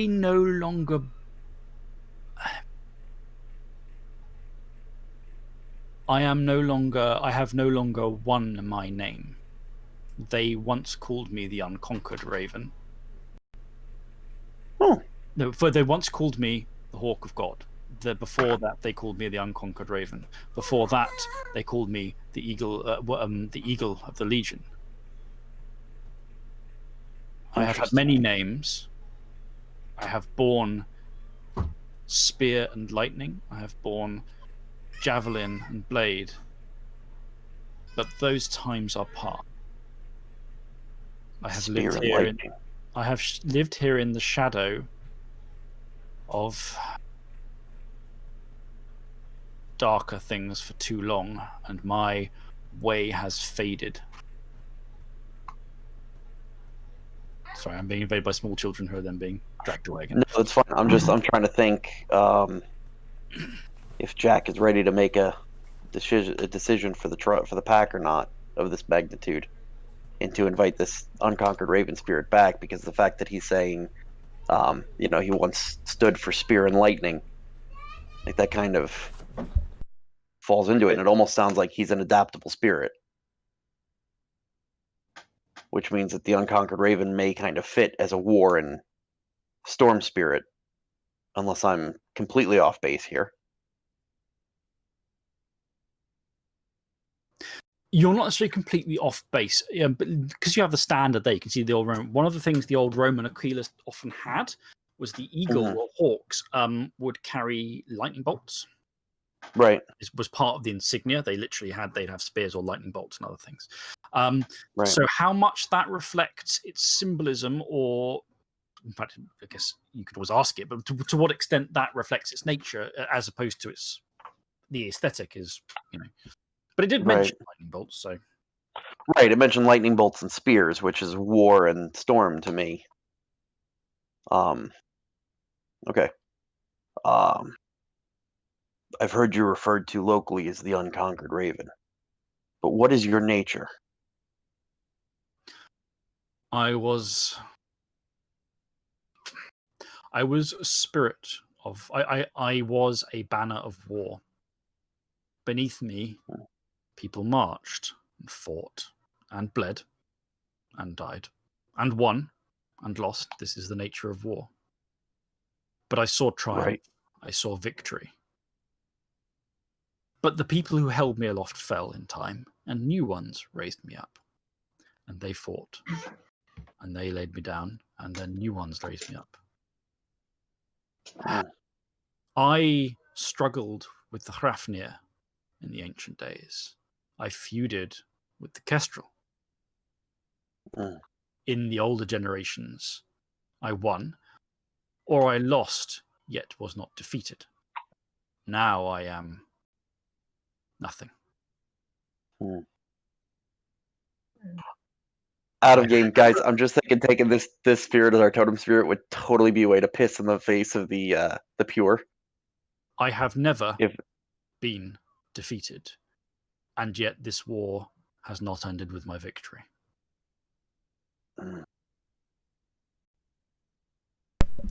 So out of game, I mean, I'm fine. I would be very happy to take the unconquered Raven, but I'm also willing to take a storm You're cutting spirit. out a bit there. You're cutting out that chief. Sorry. I'm perfectly willing and happy to take the unconquered Raven as our spirit. I'm also happy to take a storm spirit, so I'm gonna let this be the Alpha's decision. I have no strong feelings in either direction. I mean, so Jack eventually, and Chris, I want to talk to you about this at some point when we took a break. Jack eventually wants to create a weapon and bind a storm spirit to it, being, Stormbringer. Yeah. I just thought it would fit and kind of with who he is. And there's something to the symbolism of the lightning and whatnot that I think still resonates with Jack a little bit, even if it's not a storm spirit per se. And he can still fulfill his deal with the storm spirits without kind of pissing off the unconquered Raven. I'm also thinking that taking the unconquered Raven, who's been at war with the Kestrels before, might just be a great way to piss in their Cheerios. Rename the territory Ravensfold and just really piss in their Seriously, right? And then we The remodeled Storm all Raven? the fucking Kestrels into Ravens. Oh yeah. Yes. Oh yes. We'll explode Jack's other eye so he can be Odin. We'll permanently blow out one of Jack's eyes. I'm okay with this. I am perfectly okay with this. What is it? What are the penalties for doing that? Having one eye instead of two? Not a lot, because you're a werewolf. Okay. I'd be almost okay with this. I'm not gonna lie. Perception issues, and that's about it. And because Jack doesn't shoot anything, it's okay. Yeah, there you go. Oh my god. He just may overjump the ledge and crash into the tree on the other side. And we've all seen how Jack handles crashing through trees, so I think that's okay. Oh man. Yeah, I'm on board. I am on board. Pete? OG, I'm on board. Okay. I wanted to see how you guys were OG. IG, obviously, if you guys wanted to argue, Jack was going to tell you to shut up because he's alpha and this is the one time he's going to wave it around. But OG, I just wanted to see if you guys thought it was a good idea. The one time he's gonna wave it around until it happens the next time. All right. Thornbreaker wanted it. Doesn't happen. Thornbreaker wanted the Raven to begin with, and you were like, it's going to be a Storm Spirit. He was like, all right, I guess he's the Alpha. So you're going to come be like, it's the Raven. He's going to be like, oh, no, I wanted it to be the Storm Spirit. Yeah, well. You know what? It's the fact that this, and then I'm gonna have the Willy Wonka reaction of, oh, no, please stop. Right. Good choice, Alpha. We support your decision. Good choice. This was entirely Thanks, your boys. decision. Thanks, boys. Appreciate it. Love you guys.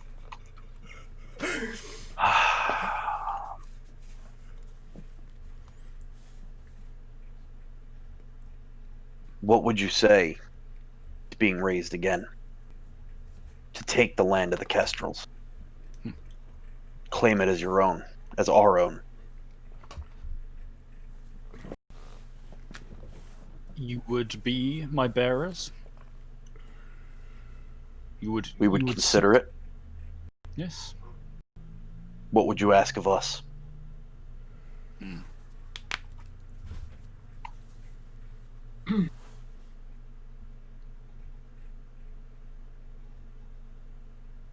My flesh is my history. Myself is the litany of my struggles and the struggles of those who I have been born aloft over.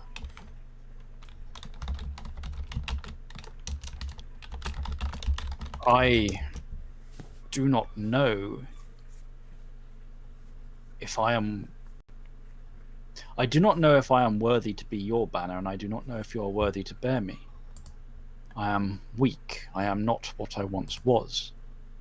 And I do not know if you are the warriors who should loft me, but there is a way to test ourselves.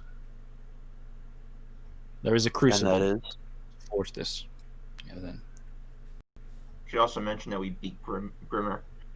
I was about to say.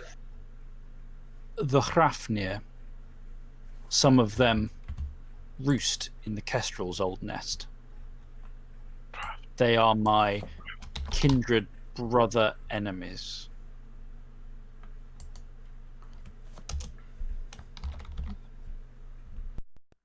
Put one of them in its place, bring down a Hrafnir, and dedicate that victory to me.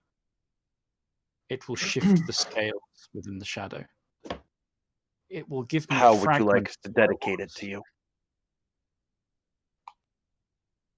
I can't exactly steal your standard.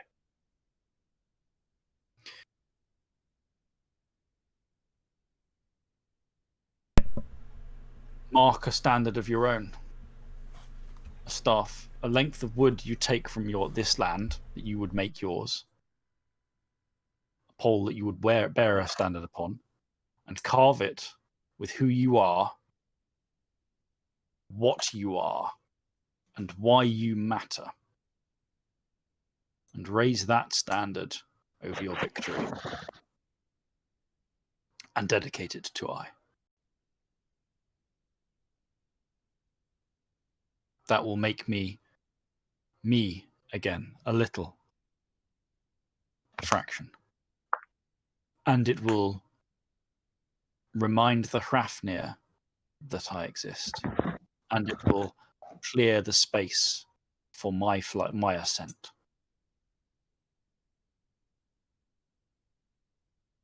I'm sorry. Out again, Chris. Where did he say we can find the Hrafnir again? I said in the Kestrel's old nest. Where the hell is that? I don't know where that is. It might right? be Kestrel Hall. the place the Hrafnir brood and dwell now lies high in the Bastion of Faith, the Tower of Bells. Church beneath tower. it. That is where the church Kestrel. tower. That is where the Kestrel dwelt when it ruled here. Now it is gone. And There are dust and shadows and Hrafnir bickering over the scraps. They have fallen, though not as far as I. But they have fallen nonetheless.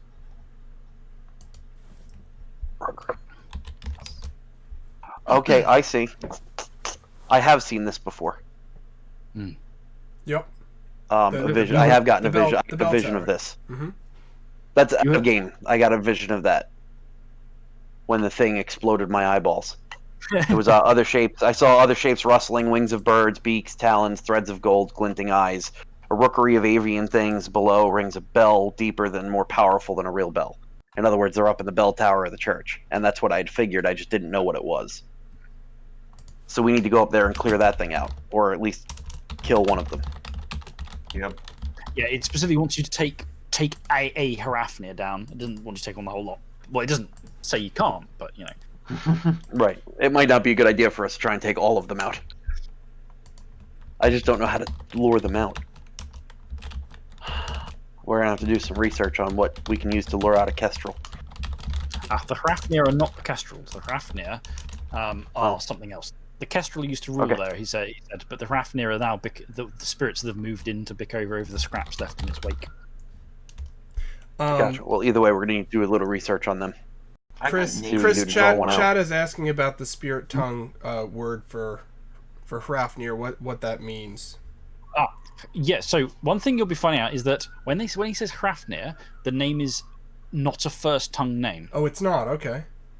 Sorry, I should be more clear about this stuff. It is not a first tongue name. It appears to be a human language of some sort. Okay, what's the spelling of that, by the way? I think it's Hrafnir,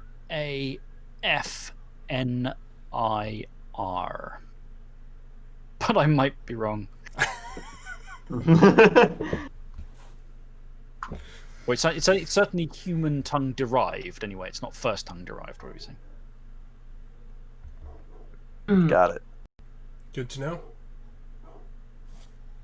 I'm just looking to see what I can find on it, and apparently what I find is that it's a character in The Witcher. I did not know that. That's all I Yeah, got. you do. And today we learned. Alright, so we have to try and lure one of them out and whoop it. And I have no idea how to do that. Okay, well, I guess Jack's kind of done what he came here to do. And I think I'll head back and talk to the boys. And on my way, I'm going to try and find a stick that would make a suitable banner, should when they you- ask to do that. When you go to leave the museum, the Corvus Invictus bobs its head to you and goes, "We will see if you are. We will see then if you can make me again, and if you can become you fully." Agreed. Yes. I will wait. I will hear. I will listen. I will know. And then it sort of leaves. Yeah, it remerges with its anchor. Okay. Oh, hi, tiny baby. Have you come in? Yeah, hi. Hello. About to have a break. So just before we have the break, I'm going to show a tiny baby. Hello. And now the tiny baby. Little human. So, so before we take the break, these are brief break. Yes, on the way back, when you're heading back through the woodlands and things, you can find a solid, stout bit of branch off of one of the younger trees, crack it off, and get off. Yeah, you can find something stout and solid that will definitely do the trick. Okay, sounds good. All right, Tim Livin has a question for the break.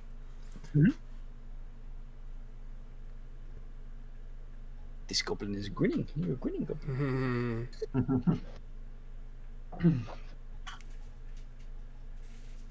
What's his question? Yeah, he's going to be typing it out. You know what? Why don't we take the break? When we get back, we'll answer Tim's question, and we'll get things rolling All right. again. All Okay, right. let me- So we'll be back in 5 minutes or so, and we'll keep rolling. So you guys hang out, and we'll see you soon.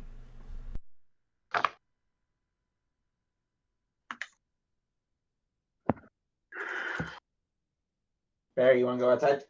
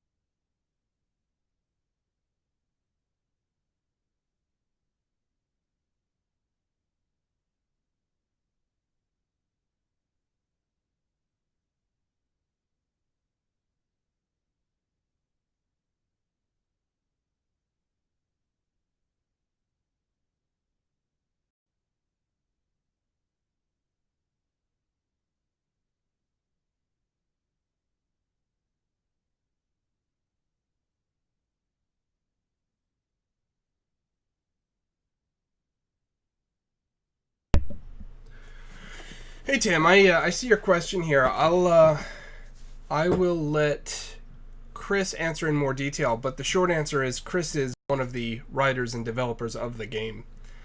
At least second edition.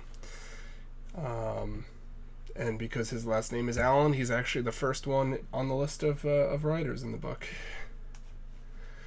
So I don't know how much involvement he had in the first edition of the game, if any. But I know second edition he wrote a good chunk of. So hopefully that answers your question. But I'll let him give a little more info once he gets back.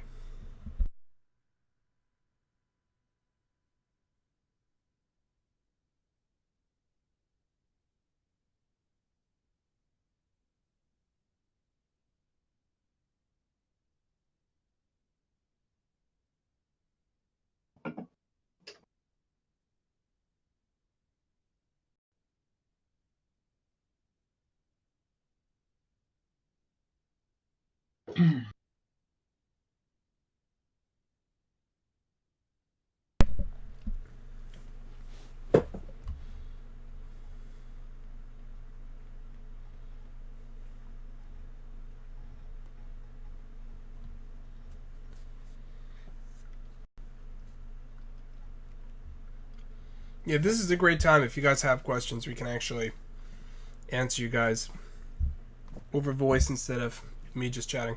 Chris is back. So Tim, Chris, Tim's question. Oh wait for him to get his headphones in. Yep.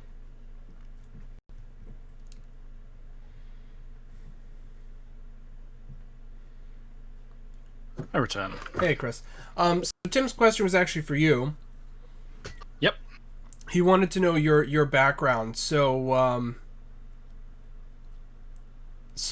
I told him you're one of the writers and developers of Second Edition Werewolf. I don't know if you were involved in First Edition or not. You were not. No. I played a lot of First Edition. I ran one very long, sort of 2-year campaign in particular. But I loved First Edition deeply. When I worked for I don't know if you've heard of Mongoose Publishing. They were a company in the UK. They are a company, RPG company in the UK, still active. They were very, very active in the height of the D20 years, and I worked there from sort of 2004 to 2005. I left the industry mostly until I started freelancing for Onyx Path back in 2014. And that was when I got on Werewolf Second Edition. And the way I did that was when they did the new edition of Vampire the Requiem, I had started talking a lot about what a Forsaken Second Edition could theoretically, like things I would like to see, or how I felt the line could do. I wrote reams and reams of stuff on RPG and places like that. And then I put through that sort of caught some attention. I put through a submission through the submission system they liked, and I ended up on the design team for Second Ed under Stu Wilson, who was the line developer at the time. I then worked on him, and then I started, that sort of spread. I started doing lots more freelancing after that. I wrote about a quarter of the Forsaken Second Ed core book, partly due to the unfortunate some other writers having to drop off, and I took their chunks, and the amount I wrote of the book kept on expanding. I wrote on the pack, and then after that, I started moving. I wrote Sundered World and Dark Eras and stuff. A lot of the foundational stuff for Werewolf now. Eventually started doing development work as well, including on Shunned by the Moon and the like. So that's my background there. I mean, I can talk a bit about other elements of background there as well. If you've got anything specific you want to ask about. So Tim did ask sort of how we got involved as this group here. So I have announced this, so this isn't a spoiler, but Chris is actually coming on board doing some freelance work for me on Omega Horizon, which is the space punk tabletop role-playing game that is being produced through Paleo Gaming.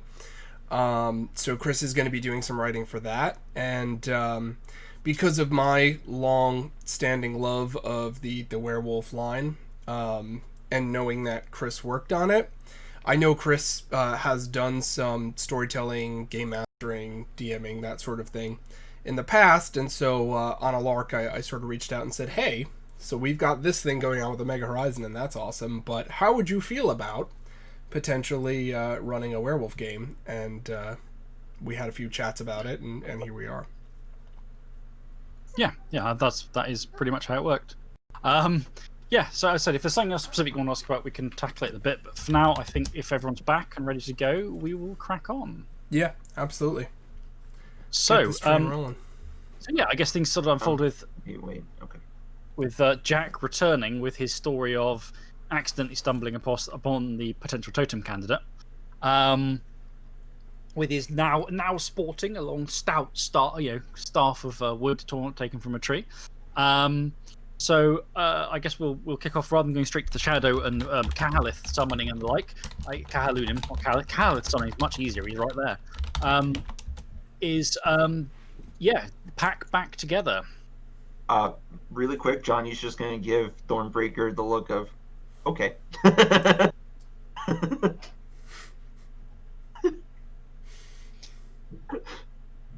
Okay, so what? So, Jack, I think you are.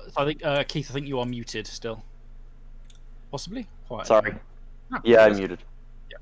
So what's Jack's pitch for off the back of this? Is he coming back and saying, "Right, you guys, I found a very small raven stuck to a banner, and he's ours now," or is he?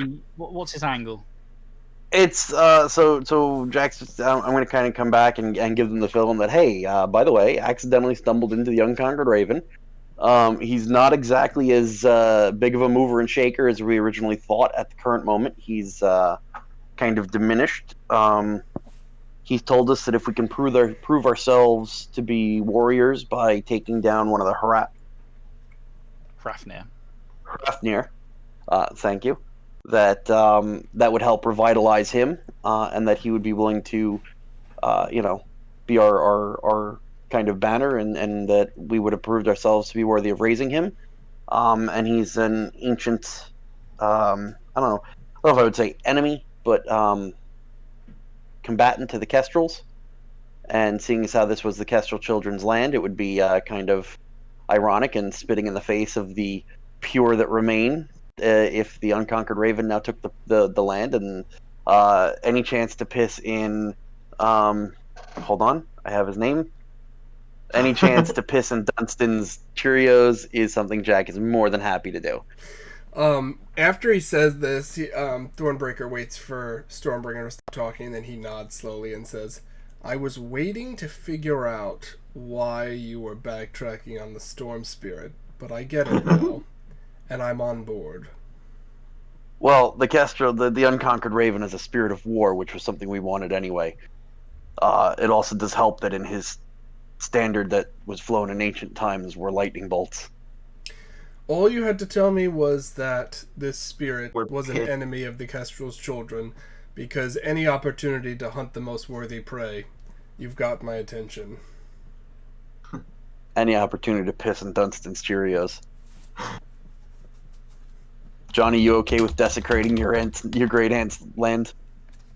Or sanctifying, I guess, technically? Cleaning it up. I don't care much for the decoration. A brief bit of then like doing googling about how to you find out a few more bits and pieces, just a little bit of research without any rolls needed. So Hrafnir appears to be rooted off Hrafn, which is an Old Norse word for raven. Okay. So it's some sort of twisted word, basically saying the ravens or something. What the things are.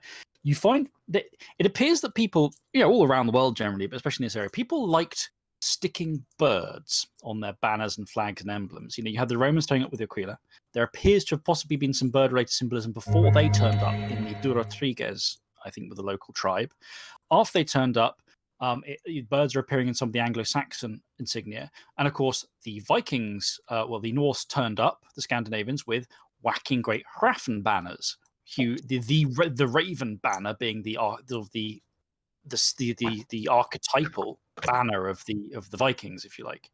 One of the local county region banners in the English Civil War for a group called the Clubmen, apparently, involved a hawk banner. And then after that, it starts to fade out. But you do find a small reference where he's fishing around this stuff that there was a time when the American GIs in the area were being, because loads of them were quartered in Dorset, because it's very close to the south coast and the areas that they would need to go off for D-Day onto the boats. And there appears to be a small... soldiers are superstitious lots, and they do all sorts of things to make it less likely they will die. Lucky charms and all that, very common. And locally, there appears to be some of the American GIs had these little hawk kind of lucky charms that were a thing floating around. With a sort of raven-like symbol on them. You can't quite map which of the different bird spirits each one is meant to be going on here, but there's a long history of people sticking birds on on standards and basically making them their war spirits or their luck spirit, their battle insignia. So the pack on board with the general idea of getting the raven as the totem. It is getting dark, so so what's your plan? Do you want to cross over and figure out getting the Glory Renan marked, or something else is on your minds? Well, we have to lure out and basically fight a Hrafnir, and we don't know much about them. You think I'd hate to ask the Bone Shadow, the Fairfax dogs, again about something. Is my point.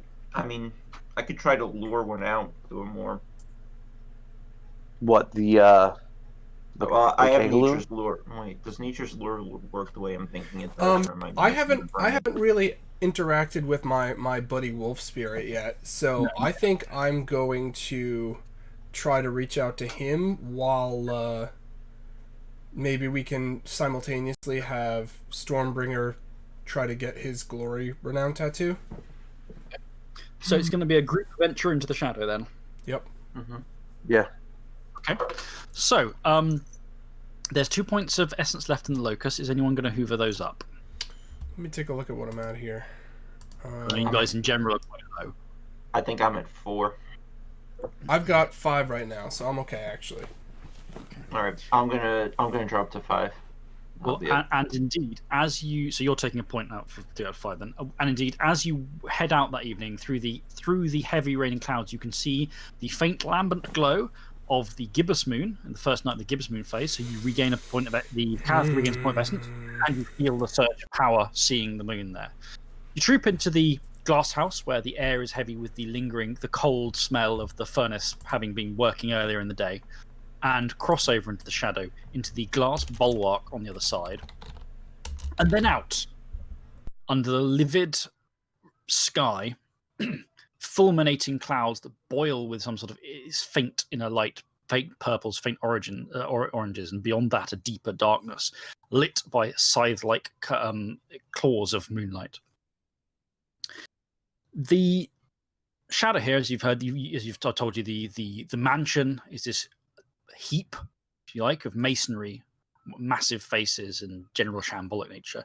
The landscape is dormant spirit growth, but wild overgrowth. You can see the tangled shapes of what must once have been sculpted topiary in the garden area. Someone put a lot of effort into doing sculpted topiary, and it marked through the other side, but now it's all overgrown or twisted and grown horrible leering faces or warped strangely. And the trees loom dark, the sleeping, silent trees. Rain is pattering down around you, and as it falls, it is whispering to you, whispering half-heard things you can't quite make out. But you're not here for the rain. You're here for more interesting things. Getting the attention of spirits in the loons. You want to get attention of the wolf brother, and you want to get attention of a loon. And is Jack angling to get his buddy, his Halunim? Yeah, I think that's probably the best bet, is to call him and then have him maybe tap into some contacts from one of the other choirs. So you try and call Adrahirur, and Thornbreaker, what's your plan for? Are you going to howl for the wolf brother? See if your howl brings him.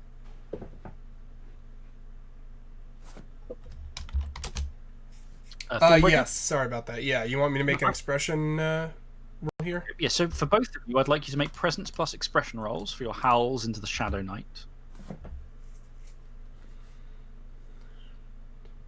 See what happens.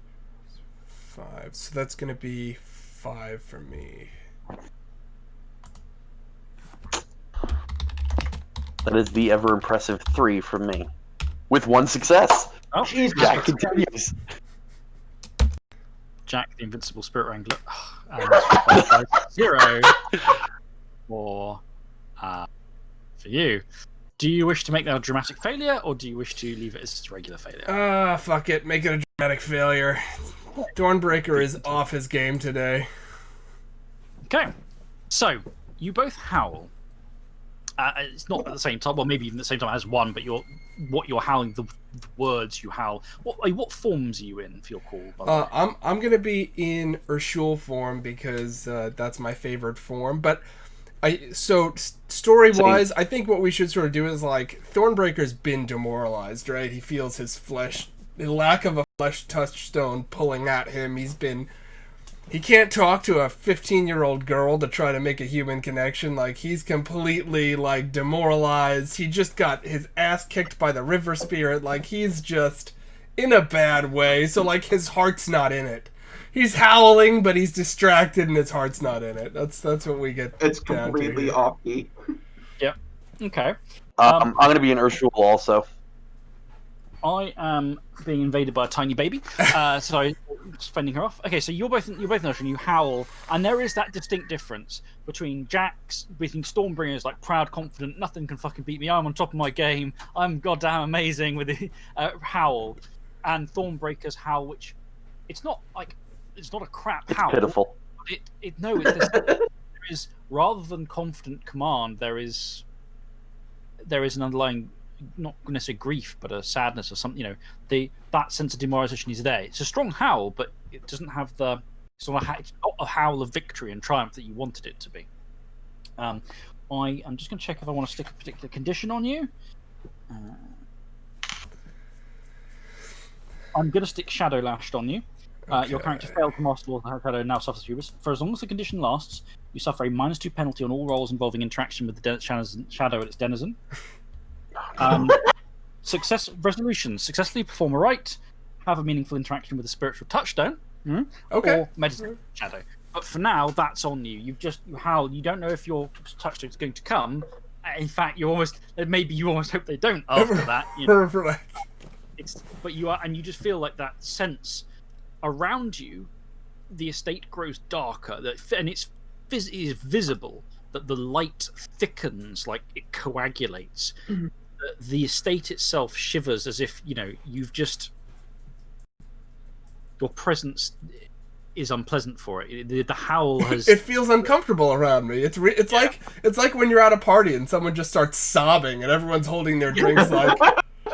Well, less that, because in most parties the locals don't start looking at you in a slightly hungry way. Right. Sure. Meanwhile, Jack has fucking, howled to the moon, and shortly afterwards, a droplet of the sky cascades through the clouds, and a loon descends. It is glowing with lambent light. It is your touchstone. It is what's his face? Right now, I've just forgotten the name. Where is he? Arohiro, the Rahalunum. He is. You've seen him before when you're outside the full moon phase, and he is not as glowy and bright and triumphant as he normally is during this. It's like he looks thin and weedy because it's not his moon time. As it thumps down and goes, brother, with less vigor than usual. He's physically less there almost, but he is here responding to your call. Brother, have you done great things? Indeed we have, brother. Have you vanquished mighty foes? Yes, we have. We are seeking one of your brethren to tell the tale of our glory. The Kahalunim. Yes. Gibbous Choir. Yes, you seek one and you wish to tell tales of your glory. Yes, this is good. He feels he sounds like he's very keen but flagging as if fatigued. Yes, I can treat them for you. How grand a gaze do you wish upon your works? Guys, I literally he stops dead. I'm gonna fall into the whole what is it? It's my bone, I think. Yes, cub. Yeah, my bone. The cub. I kind of go wide-eyed for a second and turn to Thornbreaker very slowly, like help. Thornbreaker just sullenly. Well, he's in her shul form, so he also has limited speed. But basically, in first tongue, he just sullenly says like a page of the lunar choir. Basically, nothing immense. One of the lesser heralds, not a grand knight. Very well. Thornbreaker nods and actually sort of averts his eyes. He's almost like ashamed to be in the Rahalunim's presence at the moment. So he doesn't want a swanky big Kahalunim because they'll be like, "Oi, you're meant to be better than that, governor." All right, anyway, very well. Then Stormbringer gets a point of willpower back for cubbing it there. The Rahalunim takes the air again he doesn't fly normally, he does it, but with less speed and vigor than last time you saw him under the full moon, and hauls himself slowly up into the air with the rain spirits cascading and writhing, not aggressively, but slightly predatory around him, and ascends to the sky. There is a short pause, and then there's a sprinkling of light from above through the clouds, punching through.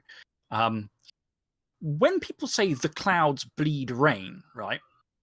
In the shadow, that stuff isn't a metaphor. So 3 loons descending through clouds literally have just carved through the cloud. Yeah, the thing writhes and shrieks with a rumble overhead as the loons descend. 3 of them. They don't look very big. 3 things sort of crash down, but as they hit the ground, they don't crash. They sort of come to a halt suddenly, with a gentle bob. The 3 of them look like 3 herons, essentially, but with long frills of moonlight, fat bellies, gibbous moon fat bellies. They are not human-sized, but the beaks, they are silvery light, these 3 things. They have far too many eyes in places all over them. They have no eyes where the eyes should be, but the eyes are elsewhere. And these 3 things sort of cluster together. They move almost as one. They're separate beings, but they're obviously closely tied, the three Kahalunum. They open and they give a shriek cry of their leaks, and then they turn their focus, the eyes rolling to look upon you all. And they say with a warbling unison of the 3, "We have come as called. We hear there are ones who must be witnessed, ones whose glory must be written. Who are those who have glorious deeds to be written? Who are those whose virtues are to be made a tapestry upon their flesh and soul?" Are either of you 2 doing glory? I don't think the Caliph is Well, hoping for that right now. No, I'm gonna. Don't look at me. No, I'm gonna petition for a dot of cunning from this when the new moon comes around. Okay. It is just I. And they unsheathe their wings, and into sort of almost each of them forms like a gibbous moon-like shape of the unsheathed wings, with the great spray of silver feathers with threads of obsidian among them. And they pace forwards like dancers towards you, with these eyes speckled along the unfolded wings. Did we ever get the name of the tree? Only the Tree of Heads. I don't think you've got any other names for it. Okay. Oh, you might have done, but I don't remember. I don't think we did. did. I think it was just a tree of You got heads. the names of the 3 spirits, though, I think. Yeah, we did. Yes. So the 3 Kahalith, the Kahalunim, pace to surround you. Not close, they're not tight in, but they move around you, and they're pacing slowly, orbiting you. Ah, wolf. Ah, child. Ah, warrior. You have done deeds of glory, you say. You have wrought acts of violence, shed blood, or that which is akin to it. You have worked moments on the world for which your enemies will remember you.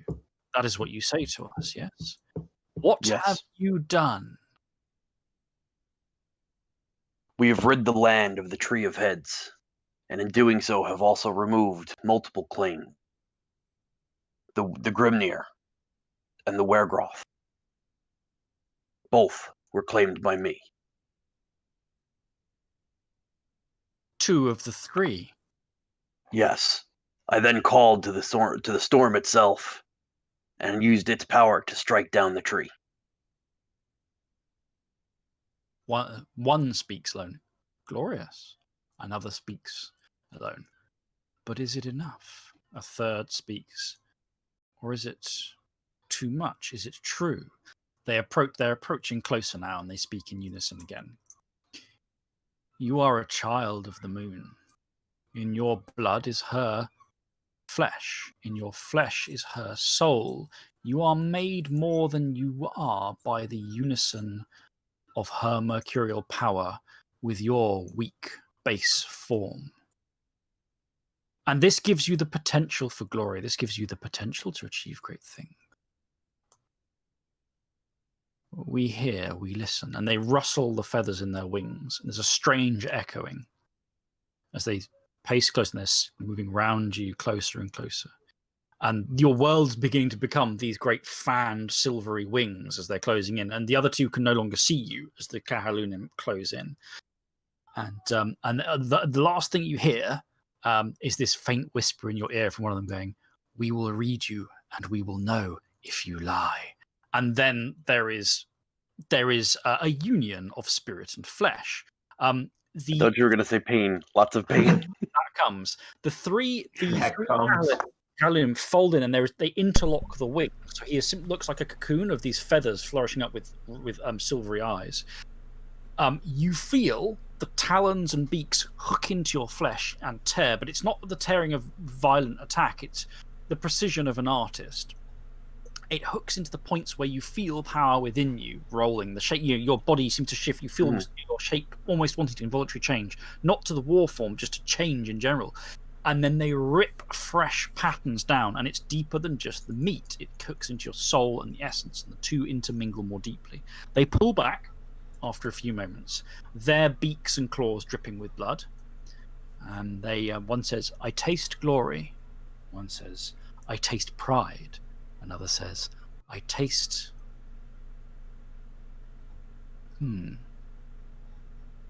truth." I was going to say, I didn't lie. The three of them flick the feathers and the blood spatters down. And they say as one, "And the taste is so sweet." Fleshly child, your deed is marked. Wear it proudly. Your flesh is your flesh is your banner. Your flesh is your history, and we have marked it with your wars. The three withdraw. So you have gained. So you spend the XP. You have gained 1 dot of glory, and you unlock a glory-related facet from one of the gifts you have open to, which I assume is going to be Heavens Unleashed. Yep. Okay, so you feel now your body fresh flows of essence reaching parts of your soul and body flesh they didn't before in more strongly, and you feel the power welling of the deed you've done, of the things you've achieved. The unstoppable, it's like someone's removed a dam within you, and the power flows through in new patterns, new roots dug deeper. And you know the power of the storm. Your name, Stormbringer, it feels right now, because now before it was just you going, "I'm Stormbringer." Now you're going, no, they've just made that real. They've made that name actually real. Excellent. The three of them twist into new. They sort of fold up back into their sort of gibbous heron form, and they look. We have witnessed. We have seen. We have written. Your deeds are pleasing, Pack. Need we mark more? Or is this out? Is this the time past? The deed I seek marked is not for you to witness. Then we are done. They literally pay no attention to Thornbreaker because he's shadow. Poor guy. The wings poor spread, buddy. these unequal wings in this gibbous shape spread, and they thrust up and they hurtle up into the sky again.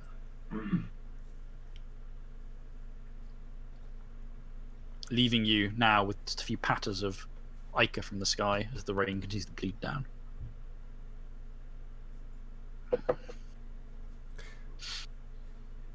So now we have to figure out how to take down one of those Hrothgar. Thornbreaker looks around, part of him hoping that his wolf spirit touchstone appears, and part of him hoping that it doesn't. There is a quiet padding in the darkness, and it emerges. Your touchstone is Bitter Red Sands. It is in the shape of a wolf, but it is a wolf that is as much of... It looks almost like it's of sandstone, and sand dust constantly sort of patters off it. It is furred, it is haired, but it is also a wolf of sandstone at the same time. And it is carved deep with first tongue glyphs in honor of Fenris Ur, and some of those glyphs gently seep a little bit of reddish liquid. And the wolf brother, with yellow glowing eyes, slinks from the darkness, growling at some of the shadows, pull back a little from it, and it pads forward. And then it stops. It doesn't say anything. It just eyes Thornbreaker with a somewhat disappointed look, maybe? You're not sure? You're not hot on the whole empathy thing?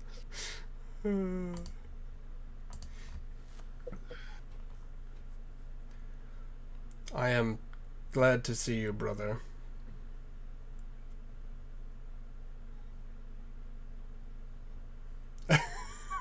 It doesn't say. It's looking at you. It's judging you. That's fair.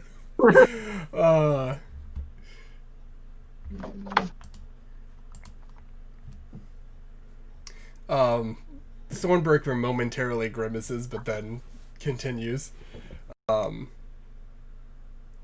We seek to hunt a Hrafnir.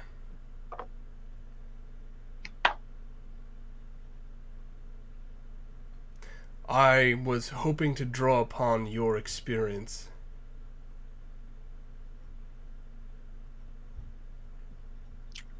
It tilts its head.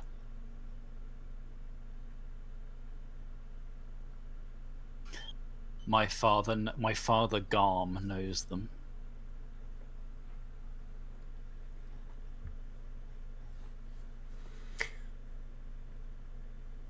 Is there something we should be mindful of? I'm going to want a presence plus persuasion roll, or manipulation, depending how you want to angle it, with the real way you have a -2 penalty from the Shadow Lashed. Okay. Presence is 3 plus which? Persuasion? Persuasion, yeah. Okay, so that's 3. Can you get a success on a dice roll this session? I'm rolling 2 dice and I got no willpower to spend, so we'll see. One of these dice has got to come up with a success eventually. For real. I don't want to look. Don't look. Don't look at me. 1 success. It tilts its head. What did you ask? What did it specifically said? Basically, are there things that we should be aware of that these things can do that, like, as we're hunting this, we don't want to get caught, you know, with our tails Pants between down? our legs? Yeah, with our proverbial pants down. The Hrafnir are born of war, but tied by agreements. They are held by tenets you might call honor. But they also crave their due, their Danegeld. If you would call one out to do battle, then do that. Call it out.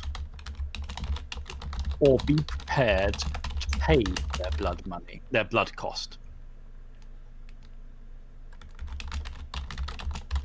Okay, so no sneaky bits.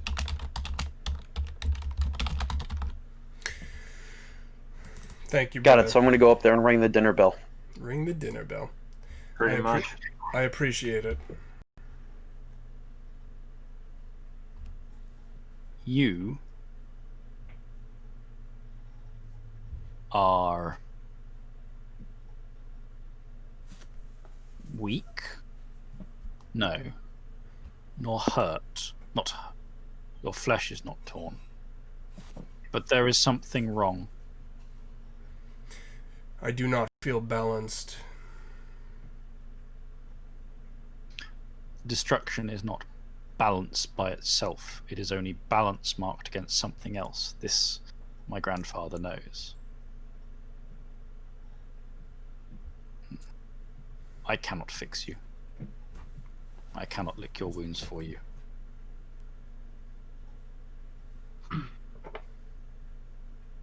I would advise you I would advise you find the succor you need. But it is not mine to give. No, it is part of my flesh heritage. Flesh can be weak, but it can be strong. Is it a failing for you? Perhaps. You, however,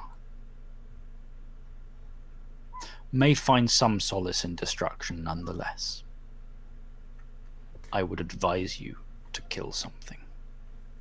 Thornbreaker nods and says, I'm counting on it. I will not tarry long. It does me ill to see you so frail. The next time you see me, I will be stronger. And then it simply pads away. Regain 1 willpower for the touchstone interaction and shadow lash as well. Okay.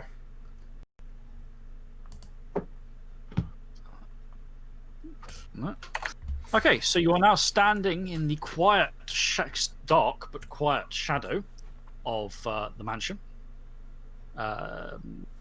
Stormbringer currently feeling like someone's jolted a few thousand volts through you of raw juice with your new power. Thornbreaker maybe feeling slightly less off balance. What now? Thornbreaker turns to Stormbringer and says, "Let's fucking hunt something." Let's call it out. Kick its ass. He nods. If you're gonna for a fight. If you're gonna call it out, make sure it can't see me. Then stay That's hidden. up to you. That's not my problem. I'm gonna flare my cunning renown in front of these two. Okay. See that coming around. So you see in this, because when you enter the shadow, your renown, the scars and carvings briefly flare silver, then fade. When you flare it, they shine with stronger silver light. Cunning is perhaps slightly less intense than the others because it's cunning, right?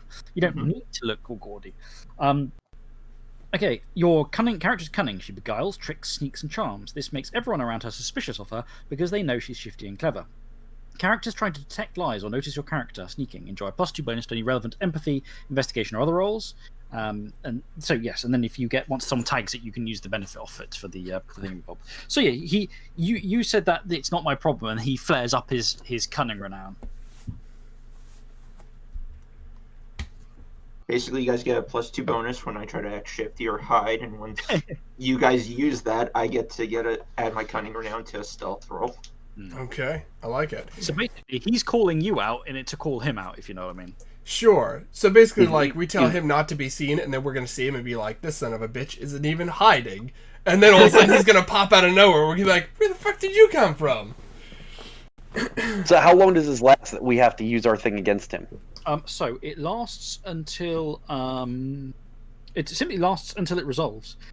It's not persistent, so theoretically it wouldn't last like days and days, but for at least a few scenes. You know what I mean?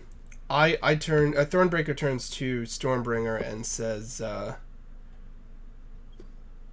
"Let me be the one to call out the spirit."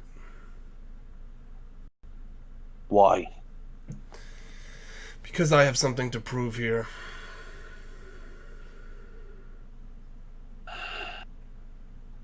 Fine. Okay. Are you, and I would suggest you do, are you going to perform the Sacred Hunt? Yes, we fucking are. Okay. Whose Sacred Hunt is for hunting spirits? No. Anybody? So for you guys, the key benefit is the core Sacred Hunt benefits work for all of the you can take down. It means you can, if you injure a spirit, you can tear the essence out of it once you've defeated it. So you can potentially choose to kill it or just harvest it for a bunch of essence. Which, given you guys aren't that hot on essence, isn't a bad idea to get some essence out of it anyway. But out of the three of you, obviously the Blood Talon Sacred Hunt benefit isn't going to do a lot because it shouldn't be marked with renown. The Storm Lord benefit, unless it goes and possesses someone which seems unlikely given what you've heard about it, then that's unlikely brilliant. Hunter in Darkness might be vaguely relevant because it lets us see Gauntlet Strength. Yeah, in case it tries to flip over, but again, the chances are that if this thing is like Sand said it is, then if you call it out, it should come out and give you a proper fucking up idea in its opinion. So largely, I suspect which of the three of you does it is essentially aesthetic. I can also sense any breaches in reality that your prey has moved through in the last lunar month. I was gonna say I terribly want to do my use Heaven's Unleashed right now and go hunt this thing in the midst of a storm. I guess I could perform the right just because mine might be the most applicable. Yeah. But see, I was actually going to tell Thornbreaker to do it since he's the one who has something to prove. That's let him call the hunt. Yeah, That's fine. Yeah, I can do that. All right, so I'm not going to use Heaven's Unleashed just because I only have 6 essence. Yes, it's And quite heavy on the essence.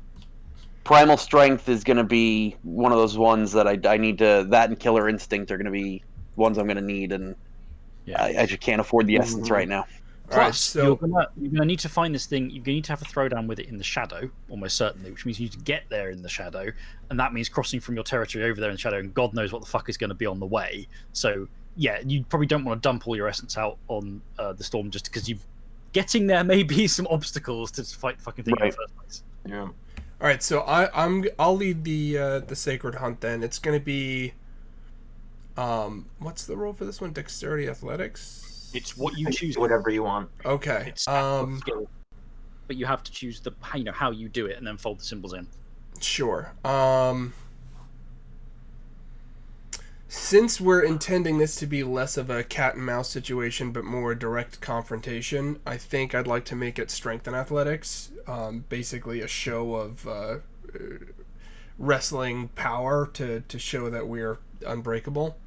Yeah, so quite like Jack's, but slightly less brawling and more like almost athletic. Yeah, I guess more sort of performancey in a way. Yeah. So that for me is going to be a dice pool of 6 dice. Okay.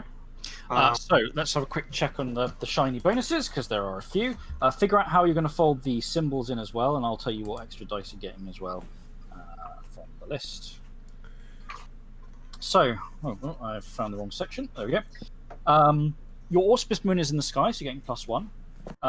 If you symbolically represent your tribe in the right, you'll get another +1. So you need to figure out how the blood plans go in. If everyone's in Dalu form, there's no reason they shouldn't. Then plus, there's I'll be in Dalu. all participants are wearing or showing symbols indicate the shared purpose. Again, if you fold something like that into the right and symbols, you get +1 from that. There is no totem. And there are no other issued penalties. So that's the potential set of dice you can get, but you'll need to figure out your symbols. Okay, so So the Raven Spirit, these things more or less. You think the name suggests ravens type spirits, yes. Although, like the Corvus Invictus, the implication is they're not just a raven spirit; they're like a war spirit that's taking the shape of a raven or something, or some hybrid of the two. Okay, so then Jack is going to, for the purpose of this, he's actually going to bite his own finger to draw blood. And he's going to draw a raven with 2 crossed swords behind it on his chest. And he's going to represent the spirit for this. Okay. And then let you guys wail on him because he's the only one who's not hurt and he can take it. Sure. And Thornbreaker's going to do the same using his own blood. He's going to paint the symbol of the blood talons on his chest. So, and then the 2 of them are going to wrestle it out. So I'm assuming that'll be a total of 9 dice, if I calculated that correctly. Getting +4 on top of whatever your base pool is. Oh, so then that's 10. Okay. Okay. And then that is... It's still, if 6 dice base pool, you still have maximum of 6 rolls to make, but you're rolling 10 dice. Right. Okay. All right. My first roll, 10 dice here. We have 3 successes. Okay. So you begin the under the rain. You begin this right with your pack mate, struggling and pulling and yanking in a kind of almost balletic dance in a way of struggling to bring the prey down as the prey struggles to overcome you. Okay. Keep with the rolls. Second one, 4 successes. Okay, so you're currently at 7. Then probably only one more roll, I'm going to guess, but you never know. See if you get the exceptional.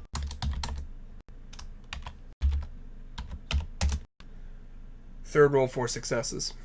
Not quite the exceptional, but after you after a few minutes, the rite is done. You're both tired, you're sweaty, hot. Blood is up, and you feel the power of the Sacred Hunt settle into you against the Hrafn. So that's now active. You are now on the Sacred Hunt. Are you? I can't remember how often you can use Song in Your Heart. But I was going to ask because you did it last time you went on a hunt. You Song in Your Heart. Sure. Let me take a look. I do have it written down for quick reference here.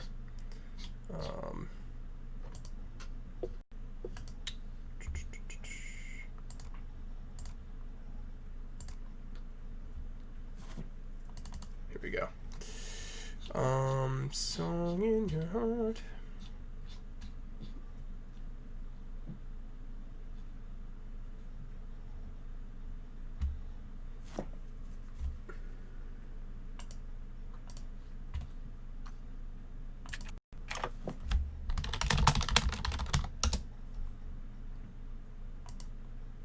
Okay, Song in Your Heart. I don't see a restriction. I think I can just do it. It might if Okay, it you gotta tell a story or something. Yeah. I think I'll check if the core inspire, because just from listening, basically werewolves Cahalith have access to a better version of a merit called inspired, inspiring. Sorry. Yeah, it doesn't appear to be. So I think you can do this. Do you need a roll for Song in Your Heart, or does it say just referring? Does it refer to inspiring for that? Not need to meet the music. Okay. I don't. Okay. I don't see a roll. I think I just do it. It just says to refer to that merit. Yeah, there's a presence plus expression roll to activate it. Oh, there is. Okay. Yeah, there's no penalty because it's a small amount in the pack. But then if it works, you get the thing. Okay, so my presence is 3, my expression is 2, so that's 5 dice. Ooh, I didn't realize it also had gaining a beat every time they take a significant action inspired by your character's tail. So it's better than inspired, in fact. Just don't fuck this one up. Oh my god. Alright, so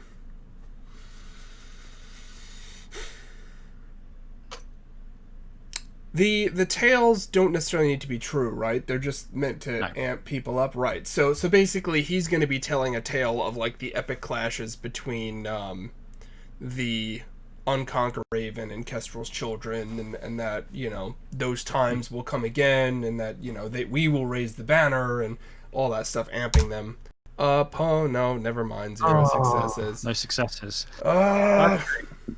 Literally every time I've rolled 5 dice today, wow. It has resulted in 0 successes. So you tell the tale, and while the power of the Sacred Hunt has settled into you and you feel your blood pumping, there's something about what you're saying that isn't quite clicking. And you think, from what Jack said, a little part of you maybe wonders, is it because the Raven it's too weak almost for this story to bear the weight? It thinks it's too little of its, it can't even claim its old name. Are these stories things that will be, this story is true once it's back up and running again, but isn't yet? Is the power just not there? So, obviously up to the other two how jazzed up they feel by your story, but the power, the inspiration hasn't quite clicked this time. Mm-hmm. Of course, who knows what you might encounter along the way, and there might be opportunities for new stories to the situations that are appropriate. But with your story told and your pack girded with occult power, I guess it's time then to hunt the Kraken. So is it a case of roughly where it should be to call it out? The Raven said they are basically dwelling in the Shadow Bell Tower, which is apparently where the Kestrel used to make its lair. So you are obviously a couple of miles outside town, so you've got to get to town. What is your plan for getting there? And I'm asking for a fair amount of specifics here because the spiritual landscape here is pretty whack. So how you choose to get there and what boundaries you cross, as it were, will be quite important. So the goal here is going to be, I know you mentioned as we were traveling to the orchard through the real but peering over into the spirit, you mentioned the fact that the land was literally divided up into clear fiefdoms, that there were, every time we would pass over shifting soil, it would appear like there was a physical barrier there sort of dividing the fiefdoms. I'm assuming we noticed that there was sort of slight gaps between these fiefdoms, that they weren't directly on top of each other? No, it's more like any one border is held by one or the other, and whoever's holding it has basically turned it into a wall facing the other way. But there are gaps in places. But yes, sorry, most of the places they butt right up. Okay, so I think that it makes sense. We're going to try as much as possible to minimize interaction along the way. That we're going to try to stick to these lines as much as possible, and try The to get only where way we're to sort of avoid, there are some fields that are unclaimed or such weak territories that they're not built like all these fortifications around the edges. The clearest lines you can potentially take are the roads. Mhm. With the caveat that, especially the two Americans who changed in America and probably have some familiarity with spirit roads over there. Roads are dangerous in the shadow, like they are in the real world. So while the fields have these defined battle lines to cross over, the roads will have their own dangers. They may be less predictable dangers in some ways. I think we're going to try to utilize our best judgment as we go. We want to avoid the strongest looking fiefdoms, meandering through weaker fiefdoms, and then using roads to circumvent the stronger fiefdoms. Okay.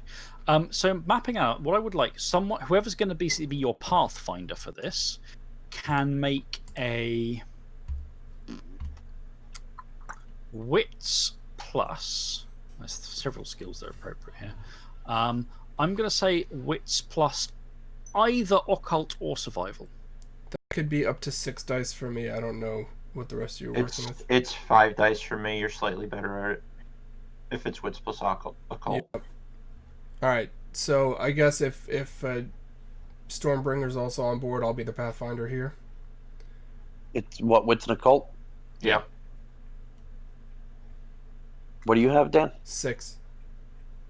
Okay, as long as it's not 5, I'll say yes. Yeah, right. For real.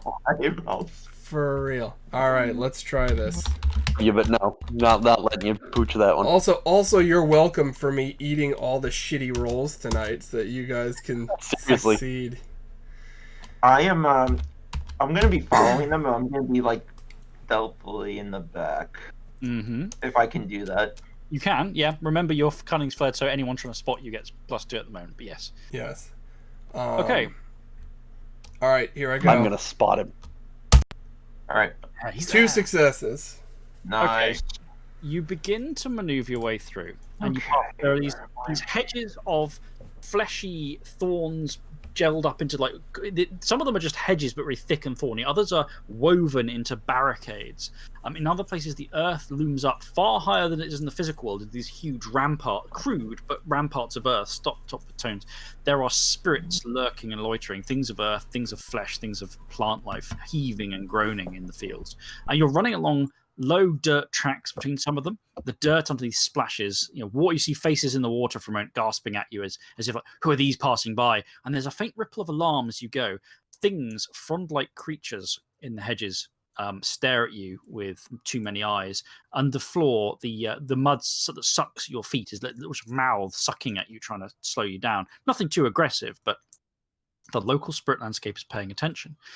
You weave your way about half of the way there between the two landscapes, amid these crazed patchwork fiefdoms of the field kingdoms. There, the groaning. There's a hillock, which is probably a barrow mound, which is much bigger in this shadow than it is in the physical world, rearing up there over you. Rain cascading down. The rain spirits becoming a little stronger. Some of them are more solid rain, sort of serpents or frond-like things, as if they're swimming underwater, drifting by you. A few nip and bite at you, but easily battered away. But for now, you're moving fast enough that news of your arrival is not outpacing your actual arrival, which is probably helpful because in the way you've gone, occasionally larger things shift in the hedges or the copses of trees, and the trees, in particular, twisted, great thing, copses of sleeping horrors. I tell the pack to not trust the trees.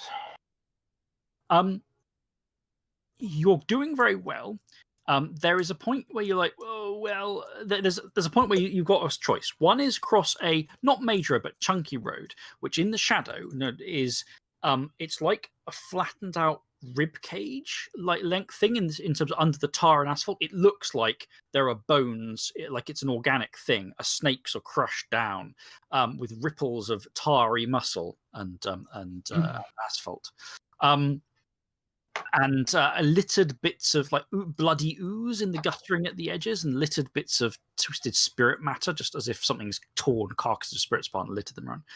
or you're going to have to go through one of the all heavily fortified fiefdoms to get this final furlong into the town from here. So it's your choices which you want to do, and then probably going to be something like stealth checks to make it through sneaky, depending on how you want to angle it.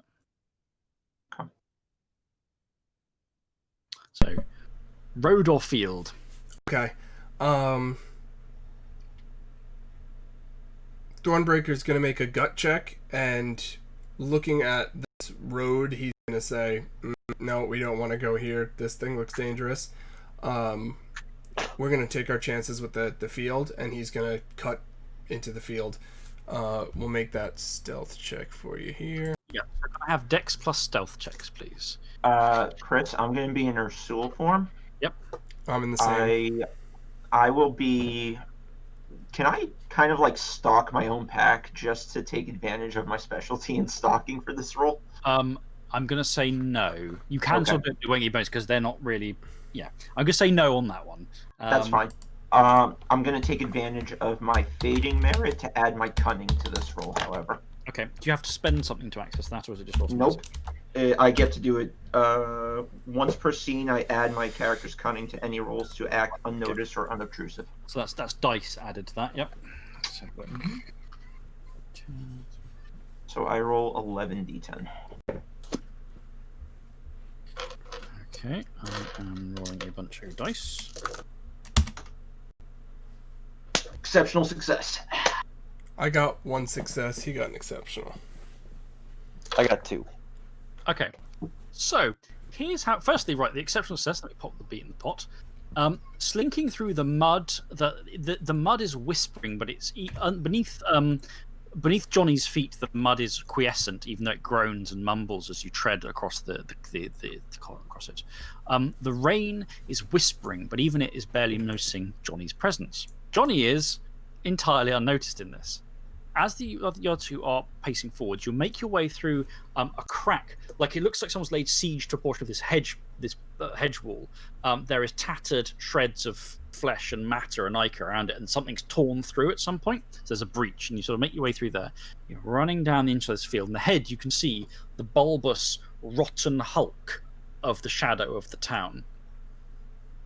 Rain slewing down, water spirits covering the place in the haze.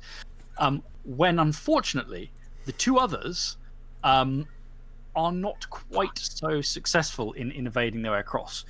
You can see through the haze in the field itself there are these lumps of things that are occasionally shambling along, and you can smell rotting flesh and rotting plant matter on the air. We're keeping well clear of those, but as you go, the grass around your feet, these finger-like blades start to rustle and as if snatching, and the rustling grows, and they begin to rasp and almost hiss. They haven't noticed Johnny is moving completely silently up against the hedge in the shadows, and when that sort of quiet alarm happens, the ground ahead rips up as what area on you are on? Unshaped Life or Crushed Nacre? Crushed Nacre, I think. No, Unshaped Life. The land ahead rips open, and 4 or 5 spirits literally that erupt up out of the earth. They are they're lumpy things, like clay-like lumps with half-cooked kind of kilned faces across them, hanging one face here like a mask and then more hanging off. They're masks perforated with sort of random numbers of holes, some of which eye light burns in. They are then dripping with bits of shining cooked ceramic, or threads of grass and plant life, and bugs and insects are sort of cascading off out of the cracks in their armor. And things look like crude, half-shaped knights, if you know, armored things that appear with hands that are formed into spears or simply claws. They rip up out of the ground in front of you in a moment. They are not going for you. They're not like attacking you. They sort of block the way. There is a moment of the rain, bits of soil cascading down, like weeping as it but the ground vomits these things up and cries them forth, and bloody earth spatters down over you. And there's a moment of them looking at you, as if the impression you get is of they expected somebody else. The spirits go, and one of them leads forth, and its face cracks. The extract shatters and then re-cracks into something akin to a crude, ghastly, too wide mouth approximation of a human face smiling, and goes, it says, what's it, crackles, smooth voice. The voice is surprisingly wet, and so, the toll, please. They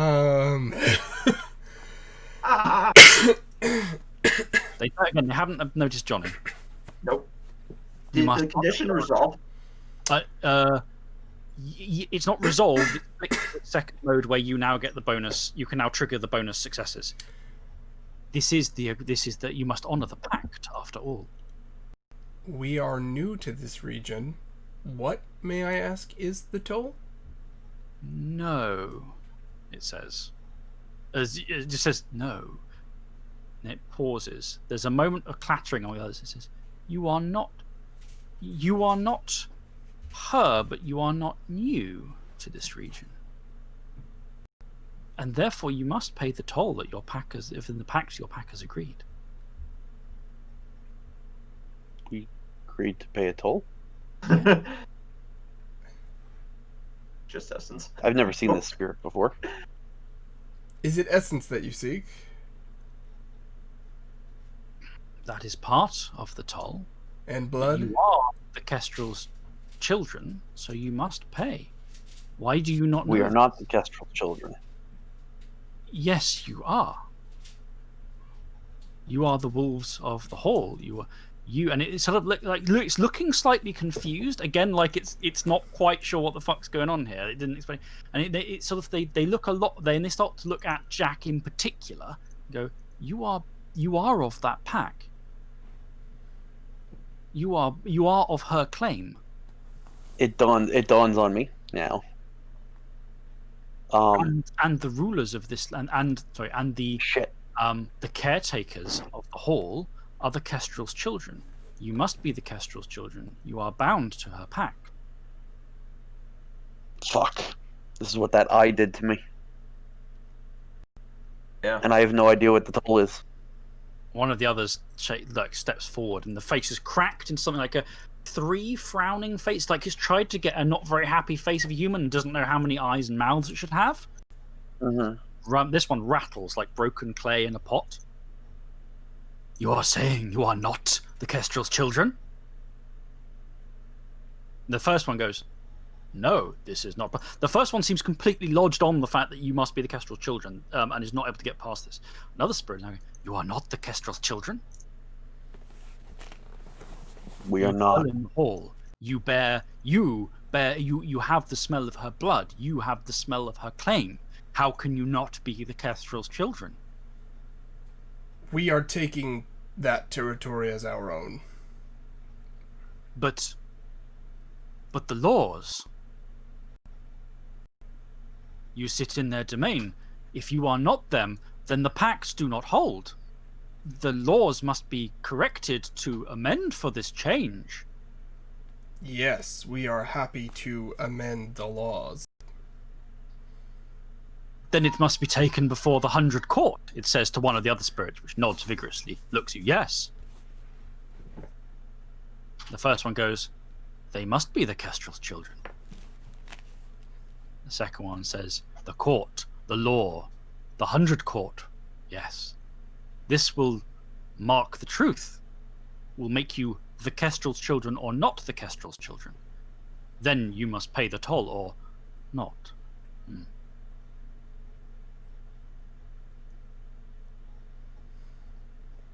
I really don't want to come out. Where are the court of the 100? Yes, the 100 Court will judge you.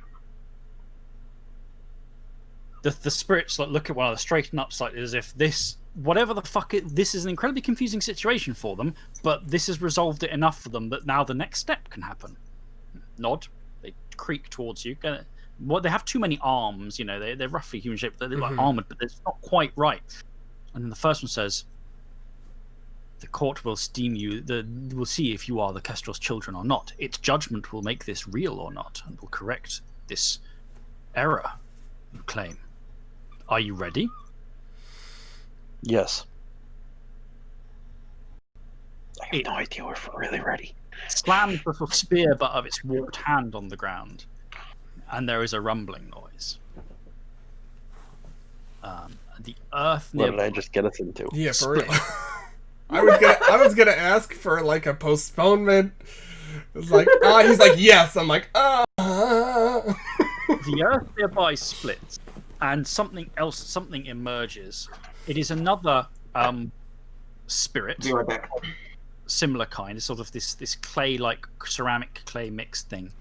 There is a first tongue where the first one says to it, "Summon the 100 Court," and this one then it just dissolves back into the ground. The rumbling does not cease. The spirits of clay look at you, then point at the nearby barrow mound you'd seen that had risen high above. We will pass there. The fields between will grant you passage, for all obey the law. Come with us. And they start to clonk and slosh through the mud, which yelps and moans beneath them as they gouge their way towards the top of this mound. Might as well follow. As you pass up that way, you pass towards the summit of the barrow mound, and you pass through another field on the way, and the hedge apart creaks as if on legs of pull free and creak apart. On the other side, there's a small battalion of more of these clay spirits, these earth spirits, but with slightly different arrangements of colours and smears. And there's a hurried argument as it looks like they're about to start killing one another, and then the 100 Court, and the brief peace is made, and an approach is made for you. Yep. I'm still hiding, so I'm just gonna follow still. Can I do that? Yeah, absolutely. You've got such a Do I have to make... faint. Okay. They do not know you're a part of this. You slog up this hill, and then beneath your feet, the ground starts to reshape. The rumbling into something like stairs, but they're not. They're too slightly organic looking, like ribs almost, pressing up of stone. You climb up the barrow mound, which is just alarmingly high in the shadow and takes longer than you were hoping. And it's dark, the rain is pouring down, and the bare top, you get to the top, and there's a heady, thin air, the air itself trying to pull itself from your lungs rather than be gasped down. And then after a moment, the rumbling builds to a crescendo, and the top of the barrow rips itself apart in a profusion of growth of stone rattling up, like chunky old stone, crafted stones thundering up, in a spew of masonry that starts to build itself into a crooked mockery of a courthouse, but it's not a modern courthouse. It's a strange, older structure, and the walls don't fold in. It's open roof, and the walls don't fold in correctly. After a minute, it ceases to build itself. And it's empty for a second. The clay spirits wait, and then with a heaving yawn of the shadow stuff itself, a thing emerges from the air. Let me find. I've got to find out the thing here. Where are you, fella? Find the name of the spirit. Magistrate. Let's call magistrate. A slug-like thing oozes out as if around a corner to nowhere. Atop something akin to a pedestal in front. It's big. It's the size of a van. The spirit. It's chunky. It's like an enormous. It's a bit like Jabba the Hutt in a way, the size and shape, but too many arms and no one face. Indeed, no head at all.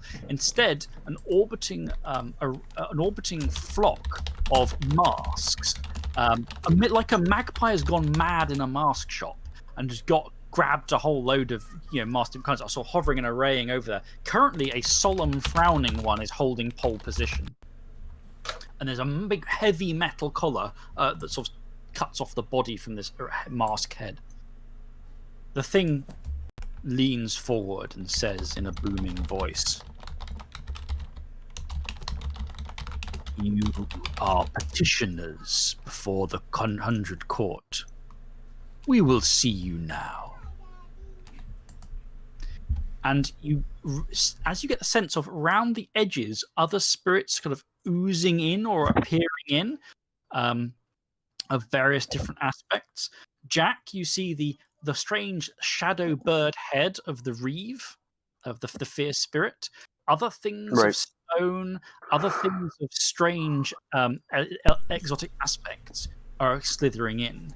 And as these spirits muttering to this grand old magistrate thing, so it communes, the masks spin round to an iron mask, a stern, angry thing. And it leans forward and says, "The court is now in session. You claim to not be that which you are. We will hear your case." That's where we're going to end it today. Okay. Because past time. So next time we're going to pick up with the pack facing the 100 Court and trying to convince local spirits that they are not actually the Kestrel's children, in such a way as to hopefully not fuck everything up in the process, and establish their new identity, that they are not the old folks from around. So on that ending, we will do some beats time. You're currently standing at 15 beats, so there will be an XP for everybody at least. Let's do aspirations. So start with Jack. What are your aspirations looking like? All right. Jack's I'm just going to cut him because I've just remembered something else I needed to do. I'm very sorry for cutting in. I need you all to make harmony checks towards spirit because it's your first proper hunt in the shadow. Okay. How do we do that? Spirit. It is a resolve plus composure roll, +2 if you have a flesh touchstone.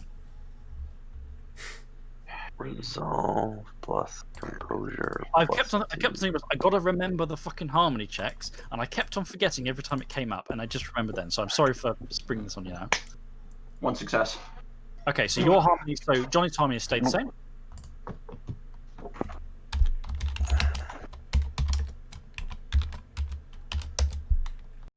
One success. Okay. Thornbreaker's harmony. 2 successes. Okay, so all your harmony is set. It's just one of these are things that should happen fairly frequently as stuff happens. I'd just forgotten about it, and every time I thought to bring it up, I was something. So, sorry, back to Keith, Jack's aspirations. Okay, get a pack totem. We've established the spirit we're trying, so I'm going to say that one's a good one. Yep. Make a deal with the storm spirit. Not really happening yet. Establish a territory. That is... Getting the totem is part of that, so I'm going to say yes. Yeah, and in fact, what you're potentially about to do might be quite relevant because you're now you're doing the equivalent of getting your papers, the local pack's papers updated, so all the spirits know that it's not Kestrel's children anymore. It's you guys. Okay. We need a pack name. Oh, sorry. We need a pack name. We'll need one before too long. You dropped a really good one that I liked earlier. Oh. What, the oncoming storm? Yeah, the oncoming storm.